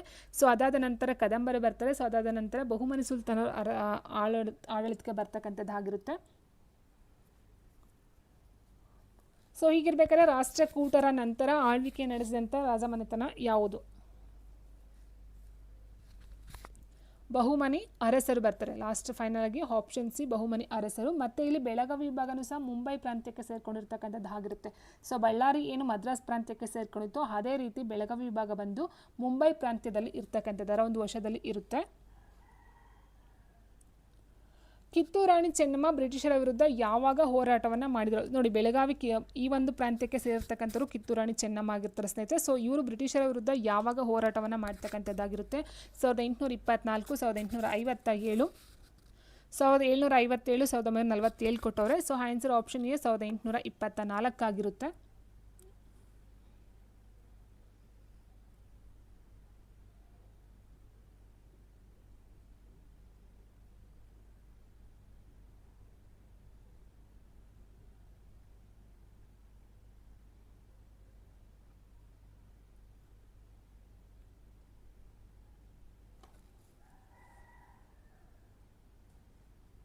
ನೋಡಿ, ಭಾರತ ಸ್ವಾತಂತ್ರ್ಯ ಚಳುವಳಿಯಲ್ಲಿ ಬೆಳಗಾವಿ ವಿಭಾಗದ ಜಿಲ್ಲೆಗಳು ಅನನ್ಯ ಪಾತ್ರವನ್ನು ನಿರ್ವಹಿಸ್ತಕ್ಕಂಥದ್ದಾಗಿರುತ್ತೆ. ಕಿತ್ತೂರು ರಾಣಿ ಚೆನ್ನಮ್ಮ ಸಾಮಾನ್ಯ ಶಕ 1824ರಲ್ಲಿ ಬ್ರಿಟಿಷರ ವಿರುದ್ಧ ಚಾರಿತ್ರಿಕ ಹೋರಾಟವನ್ನು ನಡೆಸ್ತಕ್ಕಂಥದ್ದಾಗುತ್ತೆ. ಆನಂತರ ಸಂಗೊಳ್ಳಿ ರಾಯಣ್ಣ ನಡೆಸಿದ ಹೋರಾಟ ಸ್ಮರಣೀಯವಾಗಿದ್ದು ಮುಂದಿನ ರೈತ ಹೋರಾಟಗಳಿಗೂ ಸಹ ಪ್ರೇರಣೆಯನ್ನು ಕೊಡ್ತಕ್ಕಂಥದ್ದು ಈ ಒಂದು ಸಂಗೊಳ್ಳಿ ರಾಯಣ್ಣನ ಹೋರಾಟ ಆಗಿರುತ್ತೆ. ನೆಕ್ಸ್ಟ್, ಸಂಗೊಳ್ಳಿ ರಾಯಣ್ಣನ ಹೋರಾಟವು ಏನನ್ನು ಪ್ರೇರೇಪಿಸಿತು? ಸ್ವಾತಂತ್ರ್ಯ ಚಳುವಳಿ, ರೈತ ಹೋರಾಟಗಳು, ವಚನ ಚಳುವಳಿ, ದಾಸ ಸಾಹಿತ್ಯ. ಸೊ ದಾಸ ಸಾಹಿತ್ಯ, ವಚನ ಚಳುವಳಿ ಇದೆಲ್ಲ ಒಂದು ಸಾಹಿತ್ಯಕ್ಕೆ ಸಂಬಂಧಪಟ್ಟಂಥದ್ದಾದರೆ, ಹೋರಾಟಕ್ಕೆ ಸಂಬಂಧಪಟ್ಟಂತೆ ನಾವು ಸ್ವಾತಂತ್ರ್ಯ ಚಳುವಳಿ ಮತ್ತು ರೈತ ಹೋರಾಟಗಳನ್ನು ನೋಡ್ತಾ ಹೋಗ್ತೀವಿ. ಬಟ್ ಇಲ್ಲಿ ಸಂಗೊಳ್ಳಿ ರಾಯಣ್ಣನ ಹೋರಾಟಗಳನ್ನು ನೋಡ್ತಾ ಹೋದಾಗ ಅದು ಆಪ್ಷನ್ ಬಿ, ರೈತ ಹೋರಾಟಗಳನ್ನು ಪ್ರೇರೇಪಿಸ್ತಕ್ಕಂಥದ್ದಾಗಿರುತ್ತೆ. ನೆಕ್ಸ್ಟ್, ಮಹಾತ್ಮ ಗಾಂಧೀಜಿಯವರ ಅಧ್ಯಕ್ಷತೆ ವಹಿಸಿದ್ದ ಭಾರತೀಯ ರಾಷ್ಟ್ರೀಯ ಕಾಂಗ್ರೆಸ್ ಅಧಿವೇಶನವು ಬೆಳಗಾವಿಯಲ್ಲಿ ಯಾವ ವರ್ಷ ನಡೆಯಿತು? ಸೊ ಇಲ್ಲಿ ಕೇಳಬಹುದು, ಭಾರತೀಯ ರಾಷ್ಟ್ರೀಯ ಕಾಂಗ್ರೆಸ್ ಅಧಿವೇಶನ ಯಾವಾಗ ನಡೆಯಿತು ಫಸ್ಟು, ಆ್ಯಂಡ್ ಎಲ್ಲಿ ನಡೆಯಿತು, ಮತ್ತು ಅದರ ಅಧ್ಯಕ್ಷತೆಯನ್ನು ವಹಿಸಿದವರು ಯಾರು? 3 ಪ್ರಶ್ನೆ ಸಹ ಬರುತ್ತೆ. ಮಹಾತ್ಮ ಗಾಂಧೀಜಿಯವರು ಅಧ್ಯಕ್ಷತೆ ವಹಿಸಿದ ಭಾರತೀಯ ರಾಷ್ಟ್ರೀಯ ಕಾಂಗ್ರೆಸ್ ಅಧಿವೇಶನ ಬೆಳಗಾವಿಯಲ್ಲಿ 1924ರಲ್ಲಿ ನಡೀತಕ್ಕಂಥದ್ದಾಗಿರುತ್ತೆ. So answer option B 1924. ನೋಡಿ, ಗಾಂಧೀಜಿಯವರ ಅಧ್ಯಕ್ಷತೆಯನ್ನು ವಹಿಸಿದ್ದ ಏಕಮಾತ್ರ ಭಾರತೀಯ ರಾಷ್ಟ್ರೀಯ ಕಾಂಗ್ರೆಸ್ ಅಧಿವೇಶನ ಬೆಳಗಾವಿಯಲ್ಲಿ ಸಾಮಾನ್ಯ ಶಕ 1924ರಲ್ಲಿ ನಡೆಯಿತು. ಉತ್ತರ ಕನ್ನಡ ಜಿಲ್ಲೆಯಲ್ಲಿ ಕರ ನಿರಾಕರಣೆ ಸತ್ಯಾಗ್ರಹ ಸಹ ನಡೆಯಿತು. ಆಪ್ಷನ್ ನೋಡ್ತಾ ಹೋದಾಗ ಇಲ್ಲಿ 1924. ನೆಕ್ಸ್ಟ್, ಬೆಳಗಾವಿ ವಿಭಾಗದ ಜಿಲ್ಲೆಗಳು ಕರ್ನಾಟಕದಲ್ಲಿ ಯಾವಾಗ ವಿಲೀನಗೊಂಡವು? ಸೊ ಆಲ್ಮೋಸ್ಟ್ ನಾವು ನೋಡ್ತಾ ಹೋದಾಗ ಸ್ನೇಹಿತರೆ, ಅದು ಬೆಳಗಾವಿ ವಿಭಾಗ ಆಗಿರ್ಬೋದು, ಅಥವಾ ಮೈಸೂರು ವಿಭಾಗ ಆಗಿರ್ಬೋದು, ಕಲಬುರಗಿ ವಿಭಾಗ ಆಗಿರ್ಬೋದು, ಸ್ಟಾರ್ಟಿಂಗಲ್ಲಿ ಈ ಒಂದು ಕರ್ನಾಟಕಕ್ಕೆ ವಿಲೀನ ಆಗಿದ್ದು 1956ರಲ್ಲೇ. ಎಲ್ಲ ಒಂದು ಜಿಲ್ಲೆಗಳು ಸಹ ಕರ್ನಾಟಕಕ್ಕೆ ವಿಲೀನ ಆಗಿದ್ದು 1956ರಲ್ಲೇ ಆಗಿರುತ್ತೆ. ನೆಕ್ಸ್ಟ್, ಆರಂಭದಲ್ಲಿ ಬೆಳಗಾವಿ ವಿಭಾಗದಲ್ಲಿ ಎಷ್ಟು ಜಿಲ್ಲೆಗಳಿದ್ದವು ಅಂತ ಕೇಳಿದರೆ, ಆರಂಭದಲ್ಲಿ ಬೆಳಗಾವಿ ವಿಭಾಗದಲ್ಲಿ ಎಷ್ಟು ಜಿಲ್ಲೆಗಳಿದ್ದವು? ಒಟ್ಟು 4 ಜಿಲ್ಲೆಗಳಿದ್ದು, ಬೆಳಗಾವಿ, ಧಾರವಾಡ, ಬಿಜಾಪುರ, ಸೊ ಅದು ಈಗಿನ ವಿಜಯಪುರ ಆಗಿದೆ, ಆ್ಯಂಡ್ ಉತ್ತರ ಕನ್ನಡ ಜಿಲ್ಲೆ. ಒಟ್ಟು 4 ಜಿಲ್ಲೆಗಳು ಇದ್ದು. ಆ್ಯಂಡ್ ನೆಕ್ಸ್ಟ್ ಚೇಂಜ್ ಆಗ್ತಾ ಹೋಗುತ್ತೆ. ಗದಗ, ಹಾವೇರಿ ಚೇಂಜ್ ಆಗುತ್ತೆ. ಅದಾದ ನಂತರ ವಿಜಯಪುರದ ಒಂದು ಚೇಂಜ್ ಆಗ್ತಾ ಹೋಗುತ್ತೆ. ಆದರೆ ಬೆಳಗಾವಿ ವಿಭಾಗದ ಅಂತಾರಾಜ್ಯ ಗಡಿ ಜಿಲ್ಲೆಗಳು ಯಾವುವು ಅಂತ ಹೇಳಿದರೆ, ಅಂದರೆ ಬೇರೆ ಒಂದು ಸ್ಟೇಟಲ್ಲಿ ತಮ್ಮ ಒಂದು ಗಡಿಯನ್ನು ಹಂಚಿಕೊಂಡಿರ್ತಕ್ಕಂಥ ಜಿಲ್ಲೆಗಳು ಯಾವುವು, ಅದು ಬೆಳಗಾವಿ ವಿಭಾಗಕ್ಕೆ ಸಂಬಂಧಪಟ್ಟಂತೆ ಆಗಿರಬೇಕು, ಅಥವಾ ಬೇರೆ ಒಂದು ವಿಭಾಗಕ್ಕೆ ಬರಬಾರ್ದು. ಸೊ ಇಲ್ಲಿ ಬೆಳಗಾವಿ, ಧಾರವಾಡ, ಗದಗ ಕೊಟ್ಟಿದ್ದಾರೆ. ವಿಜಯಪುರ, ಉತ್ತರ ಕನ್ನಡ, ಬೆಳಗಾವಿ, ಹಾವೇರಿ, ಬಾಗಲಕೋಟೆ, ವಿಜಯಪುರ ಮೇಲಿನ ಯಾವುದು ಅಲ್ಲ. ಅಂತಾರಾಜ್ಯ ಗಡಿ ಜಿಲ್ಲೆಗಳು ಯಾವುದು ಅಂತ ಹೇಳಿದ್ರೆ ವಿಜಯಪುರ ಬರುತ್ತೆ, ಉತ್ತರ ಕನ್ನಡ ಜಿಲ್ಲೆ, ಬೆಳಗಾವಿ. ಈ 3 ಡಿಸ್ಟಿಕ್ ಏನಿದೆಯೋ, ಸೊ ಇದು ಬೇರೆ ಒಂದು ರಾಜ್ಯಕ್ಕೆ ತನ್ನ ಒಂದು ಗಡಿಯನ್ನು ಹಂಚಿಕೊಂಡಿರ್ತಕ್ಕಂಥ ಜಿಲ್ಲೆಗಳು ಆಗಿರುತ್ತೆ. ನೆಕ್ಸ್ಟು, ಬೆಳಗಾವಿ ವಿಭಾಗವು ಯಾವುದರಲ್ಲಿ ಸಮೃದ್ಧವಾಗಿದೆ? ಸೊ ಬೆಳಗಾವಿಯಲ್ಲಿ ಕಲಬುರಗಿ ಅಂತ ಏನು ಹೇಳ್ತೀವೋ, ಸೊ ಕಲಬುರಗಿಲಿ ಒಂದು ಮಳೆಯ ಪ್ರಮಾಣ ಕಡಿಮೆ ಇತ್ತು, ಆದರೆ ಬೆಳಗಾವಿ ಹಾಗಿಲ್ಲ ಸ್ನೇಹಿತರೆ. ತುಂಬಾ ಒಂದು ಇದಾಗಿದೆ. ಸೊ ನದಿಗಳು ಮತ್ತು ಅರಣ್ಯಗಳು, ಖನಿಜ ನಿಕ್ಷೇಪಗಳು ಮತ್ತು ಫಲವತ್ತಾದ ಮಣ್ಣು, ವಿದ್ಯುತ್ ಸ್ಥಾವರಗಳು ಮೇಲಿನ ಎಲ್ಲವೂ ಅಂತ ಕೊಟ್ಟಿದ್ದಾರೆ. ಸೊ ಬೆಳಗಾವಿ ಅಂತಕ್ಕಂಥದ್ದು ನದಿಗಳು ಮತ್ತು ಅರಣ್ಯಗಳನ್ನು ಸಹ ತುಂಬಿತ್ತೆ, ಖನಿಜ ನಿಕ್ಷೇಪಗಳು ಮತ್ತು ಫಲವತ್ತಾದ ಮಣ್ಣು ಸಹ ಹೊಂದಿರತಕ್ಕಂಥದ್ದು. ಸೊ ಹಾಗಾಗಿ ಇಲ್ಲಿ ವಿದ್ಯುತ್ ಸ್ಥಾವರನು ಬರ್ತಕ್ಕಂಥದ್ದಾಗಿರುತ್ತೆ, ಮೇಲಿನ ಎಲ್ಲವೂ ಆಗಿರುತ್ತೆ. Option D. So Kalaburagi side ತುಂಬಾ ಒಂದು ಬರಗಾಲ ಒಂದು ನೋಡ್ತಾ ಹೋಗ್ತೀವಿ ಸ್ನೇಹಿತರೆ, ಬಟ್ ಬೆಳಗಾವಿ ಸೈಡ್ ಹಾಗಿಲ್ಲ. ಬೆಳಗಾವಿ ವಿಭಾಗದಲ್ಲಿ ಹರಿಯುವ ಪ್ರಮುಖ ನದಿಗಳು ಯಾವುವು? ಕೃಷ್ಣ, ಗೋದಾವರಿ, ಕಾವೇರಿ, ಕೃಷ್ಣ, ಮಲಪ್ರಭಾ, ಘಟಪ್ರಭಾ, ತುಂಗಭದ್ರಾ, ಶರಾವತಿ, ನೇತ್ರಾವತಿ ಮೇಲಿನ ಯಾವುದು ಅಲ್ಲ ಅಂತ ಕೊಟ್ಟವ್ರೆ. ಸೊ ಮೇಯ್ನಾಗಿ ನಾವು ಕೃಷ್ಣವನ್ನು ನೋಡ್ತೀವಿ, ಬಟ್ ಕಾವೇರಿ ಬರೋದಿಲ್ಲ ಸ್ನೇಹಿತರೆ ಈ ಒಂದು ಇದರಲ್ಲಿ. ಆ್ಯಂಡ್ ಮಲಪ್ರಭಾ ಬರುತ್ತೆ, ತುಂಗಭದ್ರಾ ಬರುತ್ತೆ, ಘಟಪ್ರಭಾ ಬರುತ್ತೆ. ಬಟ್ ಇಲ್ಲಿ ಶರಾವತಿ ನೇತ್ರಾವತಿ ಅಂತಕ್ಕಂಥದ್ದು ಬರೋದಿಲ್ಲ. So answer option B Krishna ಬರುತ್ತೆ, ಮಲಪ್ರಭಾ, ಘಟಪ್ರಭಾ ಆಗಿರುತ್ತೆ. ಆ್ಯಂಡ್ ಭೀಮ ಬರುತ್ತೆ, ಕಾಳಿ, ತುಂಗಭದ್ರಾ. ಸೊ ಈ ನದಿಗಳು ಬೆಳಗಾವಿ ವಿಭಾಗದಲ್ಲಿ ಹರಿತಕ್ಕಂಥ ನದಿಗಳಾಗಿರುತ್ತೆ. ಆ್ಯಂಡ್ ಗೋಕಾಕ್ ಜಲಪಾತ ಯಾವ ವಿಭಾಗದಲ್ಲಿ ಕಂಡು ಬರುತ್ತೆ ಅಂತ ಹೇಳಿದ್ರೆ ಆಪ್ಷನ್ ಬಿ ಬೆಳಗಾವಿ ವಿಭಾಗದಲ್ಲಿ ಬರ್ತಕ್ಕಂಥದ್ದು. Yes very important. ಹಂಪಿ ರಾಷ್ಟ್ರೀಯ ಉದ್ಯಾನವನ ಯಾವ ನದಿಯ ದಡದಲ್ಲಿದೆ? ಕೃಷ್ಣಾ ನದಿ, ಕಾಳಿ ನದಿ, ಮಲಪ್ರಭಾ ನದಿ, ಘಟಪ್ರಭಾ ನದಿ. ಹಂಪಿ ರಾಷ್ಟ್ರೀಯ ಉದ್ಯಾನವನ ಯಾವ ನದಿಯ ದಡದಲ್ಲಿದೆ?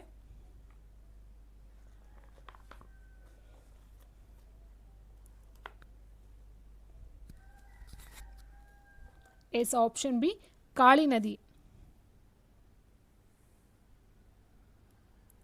ನೆಕ್ಸ್ಟ್ ದಾಂಡೇಲಿ ವನ್ಯಮೃಗಧಾಮ ವೆರಿ ಇಂಪಾರ್ಟೆಂಟು. ಯಾವ ವಿಭಾಗದಲ್ಲಿ ಕಂಡು ಬರುತ್ತೆ? ಆನ್ಸರ್ ಆಪ್ಷನ್ ಬಿ ಬೆಳಗಾವಿ ವಿಭಾಗ. ನೆಕ್ಸ್ಟ್ ಬೆಳಗಾವಿ ವಿಭಾಗದ ಬಾಗಲಕೋಟೆ ಜಿಲ್ಲೆಯಲ್ಲಿ ಯಾವ ಖನಿಜ ದೊರೆಯುತ್ತದೆ ಅಂತ ಕೇಳಿದರೆ ಚಿನ್ನ, ಬೆಳ್ಳಿ, ಕಬ್ಬಿಣದ ಅದಿರು, ತಾಮ್ರ. ಬೆಳಗಾವಿ ವಿಭಾಗದ ಬಾಗಲಕೋಟೆಯಲ್ಲಿ ಕಂಡು ಬರ್ತಕ್ಕಂಥದ್ದು ಕಬ್ಬಿಣದ ಅದಿರು ಮೇಯ್ನಾಗಿ ನೋಡ್ತಾ ಹೋಗ್ತೀವಿ ಸ್ನೇಹಿತರೆ. ಚಿನ್ನ, ಬೆಳ್ಳಿ, ತಾಮ್ರ ಅಲ್ಲಿ ಆ ಒಂದು ಭಾಗದಲ್ಲಿ ಕಂಡು ಬರ್ತಕ್ಕಂಥದ್ದಲ್ಲ. ಸೊ ಆನ್ಸರ್ ಆಪ್ಷನ್ ಸಿ ಕಬ್ಬಿಣದ ಅದಿರು. ಎಸ್ ಇಳಕಲ್ಲು ಯಾವುದಕ್ಕೆ ಪ್ರಸಿದ್ಧವಾಗಿದೆ? ಸೊ ನೋಡಿ ಇಲ್ಲಿ ಇಳಕಲ್ಲು ಕೇಳಿದರೆ ತುಂಬ ಸಲ ಕೇಳಿದರೆ ಇಳಕಲ್ ಸೀರೆ ಅಂತ ಹೇಳ್ತೀವಿ. ಈ ಒಂದು ಟ್ಯಾಗನ್ನು ಸಹ ಹೊಂದಿರತಕ್ಕಂಥದ್ದು ಇಳಕಲ್ಲು. ಅದರ ಜೊತೆಗೆ ರವಿಕೆನೂ ಸಹ ನೋಡಿದ್ದೀವಿ. ಆ್ಯಂಡ್ ಇಳಕಲ್ಲು ಯಾವುದಕ್ಕೆ ಪ್ರಸಿದ್ಧಿಯಾಗಿದೆ? ಬಟ್ ಇಲ್ಲಿ ಸೀರೆಯನ್ನು ಕೊಟ್ಟಿಲ್ಲ. ಇಳಕಲ್ ಸೀರೆ ಚಿನ್ನದ ಗಣಿ, ಗ್ರಾನೈಟ್ ನಿಕ್ಷೇಪ, ತಾಮ್ರದ ಗಣಿ, ಬೆಳ್ಳಿಯ ಗಣಿ. ಇಳಕಲ್ ಬಂದು ಗ್ರಾನೈಟ್ ನಿಕ್ಷೇಪವನ್ನು ಹೊಂದಿರತಕ್ಕಂಥದ್ದಾಗಿದೆ. ಸೊ ಅದರ ಜೊತೆಗೆ ಸೀರೆನೂ ಬರುತ್ತೆ ಆ್ಯಂಡ್ ಗ್ರಾನೈಟ್ ನಿಕ್ಷೇಪನೂ ಸಹ ಹೊಂದಿರತಕ್ಕಂಥದ್ದು. ನೆಕ್ಸ್ಟ್ ನಿತ್ಯ ಹರಿದ್ವರ್ಣ ಕಾಡುಗಳು ಯಾವ ವಿಭಾಗದಲ್ಲಿವೆ ಅಂತ ಕೇಳಿದರೆ ಸೊ ಆಲ್ರೆಡಿ ಹೇಳಿದಾಗೆ ತುಂಬ ಈಗ 4 ಏನು ನೋಡಿದ್ವು ಸ್ನೇಹಿತರೆ, ಮೈಸೂರು, ಬೆಳಗಾವಿ, ಬೆಂಗಳೂರು, ಗುಲ್ಬರ್ಗ. ಸೊ ಬೆಂಗಳೂರು ಗುಲ್ಬರ್ಗ ಬರೋದಿಲ್ಲ, ಕಲಬುರಗಿ ವಿಭಾಗ ನೋಡ್ತಾ ಹೋಗ್ತೀವಿ. ಸೊ ಇದರಲ್ಲಿ ನಿತ್ಯ ಹರಿದ್ವರ್ಣ ಕಾಡು ಅಂದರೆ ಎನಿ ಟೈಮ್ ಹಚ್ಚ ಹಸಿರಾಗಿ ಇರ್ತಕ್ಕಂಥ ಕಾಡುಗಳಂತ ಹೇಳ್ತಾ ಹೋಗ್ತೀವಿ. ಸೊ ಇದು ಯಾವ ವಿಭಾಗದಲ್ಲಿ? ಆಪ್ಷನ್ ಬಿ ಬೆಳಗಾವಿ ವಿಭಾಗದಲ್ಲಿ ನೋಡ್ತಾ ಹೋಗ್ತೀವಿ. ಸೊ ಎಲ್ಲ ಟೈಮಲ್ಲೂ ನಿತ್ಯ ಹರಿದ್ವರ್ಣವಾಗಿ ಇರ್ತಕ್ಕಂಥ ಕಾಡುಗಳು ಅಂದರೆ ಯಾವಾಗಲೂ ಹಚ್ಚ ಹಸಿರಾಗಿ ಇರ್ತಕ್ಕಂಥ ಕಾಡುಗಳು. ಬೆಳಗಾವಿ ವಿಭಾಗದ ಅರಣ್ಯಗಳಲ್ಲಿ ಬೆಳೆಯುವ ಬೆಲೆ ಬಾಳುವ ಮರಗಳು ಯಾವುವು? ತೇಗ ಮತ್ತು ಗಂಧ, ಬೀಟೆ ಮತ್ತು ಮತ್ತಿ, ನಂದಿ, ಮೇಲಿನ ಎಲ್ಲವೂ. ಸರಿಯಾದ ಉತ್ತರ ಆಪ್ಷನ್ ಡಿ ಮೇಲಿನ ಎಲ್ಲವೂ ಆಗಿರುತ್ತೆ. ಬೆಳಗಾವಿ ವಿಭಾಗದಲ್ಲಿ ವ್ಯಾಪಕವಾಗಿ ಕಂಡುಬರುವ ಮಣ್ಣು ಯಾವುದು? ಕೆಂಪು ಮಣ್ಣು, ಕಪ್ಪು ಮಣ್ಣು, ಜಂಬು ಮಣ್ಣು, ಎ ಮತ್ತು ಬಿ. ಸೊ ಕರ್ನಾಟಕದಲ್ಲಿ ನೋಡ್ತಾ ಹೋದಾಗ ಮೇಯ್ನಾಗಿ ಅದರಲ್ಲಿ ಬೆಂಗಳೂರಲ್ಲಿ ನೋಡ್ತಾ ಹೋದಾಗ ಜಂಬು ಮಿಶ್ರಿತ ಕೆಂಪು ಮಣ್ಣು ನೋಡ್ತಾ ಹೋಗ್ತೀವಿ. ಬಟ್ ಬೆಳಗಾವಿಯಲ್ಲಿ ಕೆಂಪು ಮತ್ತು ಕಪ್ಪು ಮಣ್ಣು ಕಂಡು ಬರುತ್ತೆ. ಆನ್ಸರ್ ಆಪ್ಷನ್ ಡಿ ಆಗಿರುತ್ತೆ.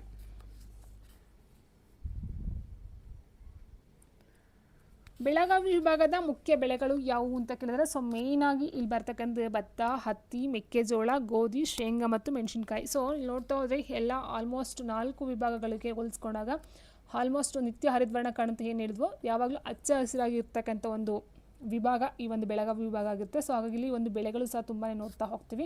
ಸೊ ಆನ್ಸರ್ ಆಪ್ಷನ್ ಡಿ ಮೇಲಿನ ಎಲ್ಲವೂ ಆಗಿರುತ್ತೆ. ಎಸ್ ಕುಂದಾನಗರಿ ಬೆಳಗಾವಿ.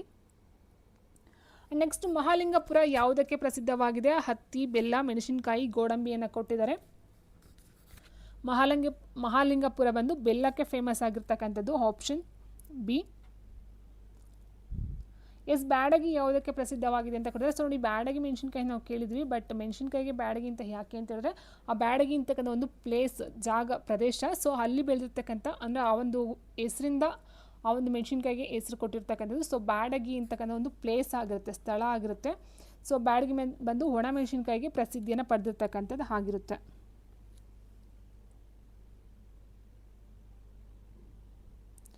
ನೆಕ್ಸ್ಟು ಮಲಪ್ರಭಾ ನೀರಾವರಿ ಯೋಜನೆಯ ಹೆಸರೇನು? ಕೃಷ್ಣಾ ಮೇಲ್ದಂಡೆ, ಆಲಮಟ್ಟಿ, ನವಿಲ ತೀರ್ಥ, ತುಂಗಭದ್ರಾ. ಮಲಪ್ರಭಾ ನೀರಾವರಿ ಯೋಜನೆಯ ಹೆಸರೇನು? ಎಸ್ ನವಿಲ ತೀರ್ಥ ಆಪ್ಷನ್ ಸಿ ನವಿಲ ತೀರ್ಥ. ಕೃಷ್ಣಾ ಮೇಲ್ದಂಡೆ ಅಂತ ಹೇಳಿದಾಗ ಸ್ನೇಹಿತರೆ ಇಲ್ಲಿ ಯಾವ್ದು ಬರುತ್ತೆ? ನವಿಲ ತೀರ್ಥ ಬರಲ್ಲ. ಸೊ ತುಂಗಭದ್ರಾ ಇಲ್ಲ. Option B Almatti. ನೆಕ್ಸ್ಟ್ ಮೀನುಗಾರಿಕೆ ಯಾವ ಜಿಲ್ಲೆಯ ಮುಖ್ಯ ಉದ್ಯೋಗವಾಗಿದೆ ಅಂತ ಕೇಳಿದರೆ, ಸೊ ಮೇಯ್ನಾಗಿ ಮೀನುಗಾರಿಕೆ ನೋಡ್ತಾ ಹೋಗ್ತೀವಿ. ಬೆಳಗಾವಿಲಿ ನೋಡ್ತಾ ಹೋದಾಗ ಈ ಒಂದು ಕೃಷಿ ಉತ್ಪನ್ನಗಳ ಜೊತೆಗೆ ಉದ್ಯೋಗಗಳು ಸಹ ಮೀನುಗಾರಿಕೆ ಸಹ ಒಂದು ಫೇಮಸ್ ಆಗಿರ್ತಕ್ಕಂಥದ್ದು. ಸೊ ಇಲ್ಲಿ ಉತ್ತರ ಕನ್ನಡದಲ್ಲಿ ಮೇಯ್ನಾಗಿ ನೋಡ್ತಾ ಹೋಗ್ತೀವಿ ಮೀನುಗಾರಿಕೆನ, ಉತ್ತರ ಕನ್ನಡ ಸೈಡ್ ನೋಡ್ತಕ್ಕಂಥದ್ದು ಆಪ್ಷನ್ ಬಿ. ಕದ್ರಾ ವಿದ್ಯುತ್ ಉತ್ಪಾದನಾ ಕೇಂದ್ರ ಎಲ್ಲಿದೆ? ಕದ್ರಾ ವಿದ್ಯುತ್ ಉತ್ಪಾದನಾ ಕೇಂದ್ರ ಎಲ್ಲಿದೆ? ಬೆಳಗಾವಿ, ಉತ್ತರ ಕನ್ನಡ, ಶಿವಮೊಗ್ಗ, ಹಾಸನ.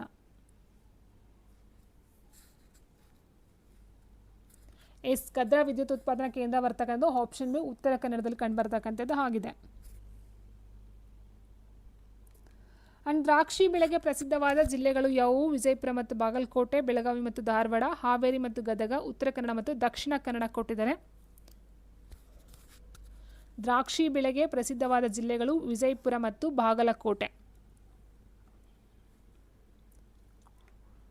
ಅಂಡ್ ನೆಕ್ಸ್ಟ್ ಸುಧಾರಿತ ಬೀಜ ಉತ್ಪಾದನೆಗೆ ಹೆಸರುವಾಸಿಯಾದ ಜಿಲ್ಲೆ ಯಾವುದು? ಸುಧಾರಿತ ಬೀಜ ಉತ್ಪಾದನೆಗೆ ಹೆಸರುವಾಸಿಯಾದ ಜಿಲ್ಲೆ ಯಾವುದು? Belagavi, Haveri, Gadag, Bagalkote. Answer option B, Haveri. And last question, ರವಿಕೆ ಕಣದ ಉತ್ಪಾದನೆಗೆ ಹೆಸರುವಾಸಿಯಾದ ಸ್ಥಳ ಯಾವುದು? ರವಿಕೆ ಕಣದ ಉತ್ಪಾದನೆಗೆ ಹೆಸರುವಾಸಿಯಾದ ಸ್ಥಳ ಯಾವುದು? ಇಳಕಲು, ಗುಳೇದಗುಡ್ಡ, ಮಹಾಲಿಂಗಪುರ, ಬಾಡಗಿ.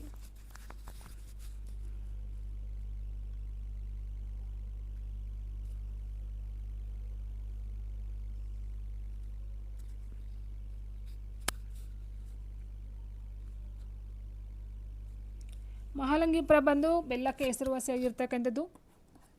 ಸೊ ಬ್ಯಾಡಗಿ ಮೆಣಸಿನ್ಕಾಯಿ ನೋಡ್ತಾ ಹೋದ್ವಿ. ರವಿಕೆ ಕಣದ ಉತ್ಪಾದನೆಗೆ ಹೆಸರುವಾಸಿಯಾದ ಸ್ಥಳ ಯಾವುದು?